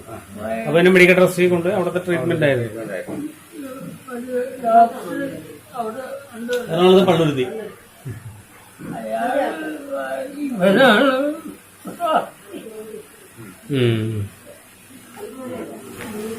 അല്ല, 3 പേരായിരുന്നു. ഒരാൾ മരിച്ചുപോയി ആക്സിഡന്റ്. ഒരാളും കൂടി ഉണ്ട്. ഈ ആക്സിഡന്റ് എന്ന് പറയുന്നത് പുള്ളിക്കാരൻ തന്നെ ഇതിനകത്ത് നിങ്ങൾ പരാതിയിൽ കണ്ടതാണ്. ട്രക്കടിച്ച് അല്ലേ? ട്രക്കെന്ന് പറഞ്ഞാല് അവര് ഫംഗ്ഷൻ വന്നാണ് ഇവിടെ ആശ്രമത്തിന്റെ അവിടെ നിന്നുള്ള ആലപ്പുഴയിൽ നിന്നുള്ള ആൾക്കാരുമായിട്ട്. അത് വന്നു കഴിഞ്ഞപ്പോ ഇവിടെ നിന്ന് പറഞ്ഞ് രാത്രി ആരും പോരുതെന്ന് പറഞ്ഞു മൈക്കിലൂടെ. പക്ഷെ അവിടെ നിന്ന് ആളെ വിട്ടിട്ട് സ്വാമിമാര് 2 പേരെ വിട്ടിട്ട് പറഞ്ഞ് ഞങ്ങൾക്ക് അത്യാവശ്യമായിട്ട് പോകണം, നീ വരണമെന്ന് പറഞ്ഞ് അങ്ങനെ വിളിച്ചിട്ട് പോയതാണ്. അത് കഴിഞ്ഞപ്പോ 12 മണിക്ക് അവിടെ അടുപ്പിച്ചാണ് ആലപ്പുഴ പുന്നപ്ര വെച്ച്. അവിടെ വെച്ച് വെളുപ്പിന് 2:45 തട്ടിയെന്ന് പറഞ്ഞ് ആശ്രമത്തിൽ നിന്ന് തന്നെയാണ് എന്നെ വിളിക്കുന്നത്. കാരണം ഞാനപ്പോൾ ഇല്ല ഇവിടെ. എൻ്റെ മോക്ക് ന്യൂമോണിയ ആയിട്ട് ഗോകുലം മെഡിക്കൽ കോളേജിൽ അഡ്മിറ്റ് ആയിരുന്നു. അപ്പോൾ എന്നെ രാത്രി ഇദ്ദേഹമാണ് വിളിച്ചത്. ഇപ്പോഴത്തെ ജനറൽ സെക്രട്ടറി വിളിച്ചിട്ടാണ് പറയുന്നത്, ഈ വിവരം പറയുന്നത്. ഇതുപോലെ വണ്ടി തട്ടിയിട്ടുണ്ട്, അത് നമുക്കൊന്ന് പോകണം എന്നൊക്കെ പറഞ്ഞു. അപ്പോൾ എനിക്ക് മനസ്സിലായില്ല. അപ്പോൾ അത് അനിയനുണ്ടാകുന്നൊരു സംശയം ഉണ്ടെന്ന് പറഞ്ഞു. അപ്പോൾ അങ്ങനെ പിന്നെ ഞാൻ വെളുപ്പിന് വന്ന് നമ്മൾ പോയപ്പോൾ സംഭവം തട്ടി. ആന്ധ്രാപ്രദേശിലുള്ള ഒരു വണ്ടിയായിട്ടാണ്, ഒരു 10 വീലുള്ള അതുകൊണ്ടാണ് തട്ടിയത്. മറ്റേ ഇത് എന്താണ്, പോത്തിനെ കൊണ്ടുവന്ന വണ്ടി എന്തോ ആയിരുന്നു, തട്ടി.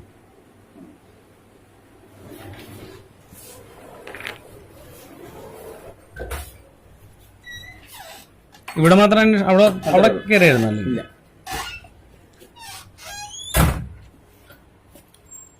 അവിടെ അവിടെ കയറിയാൽ നിങ്ങളുടെ ഇതിന്റെ ഘടകവിരുദ്ധമായിട്ടുള്ളതല്ലേ പറയൂ. അല്ല അതത്രേ ഉള്ളൂ. അത് പിന്നെ അവനവരെ ക്ലിയർ ചെയ്യുള്ളൂ.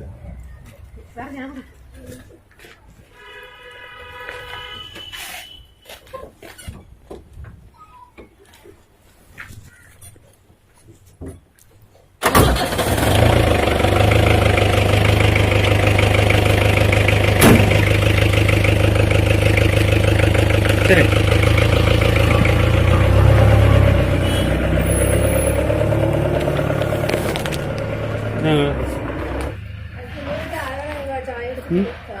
ആയാന്ന്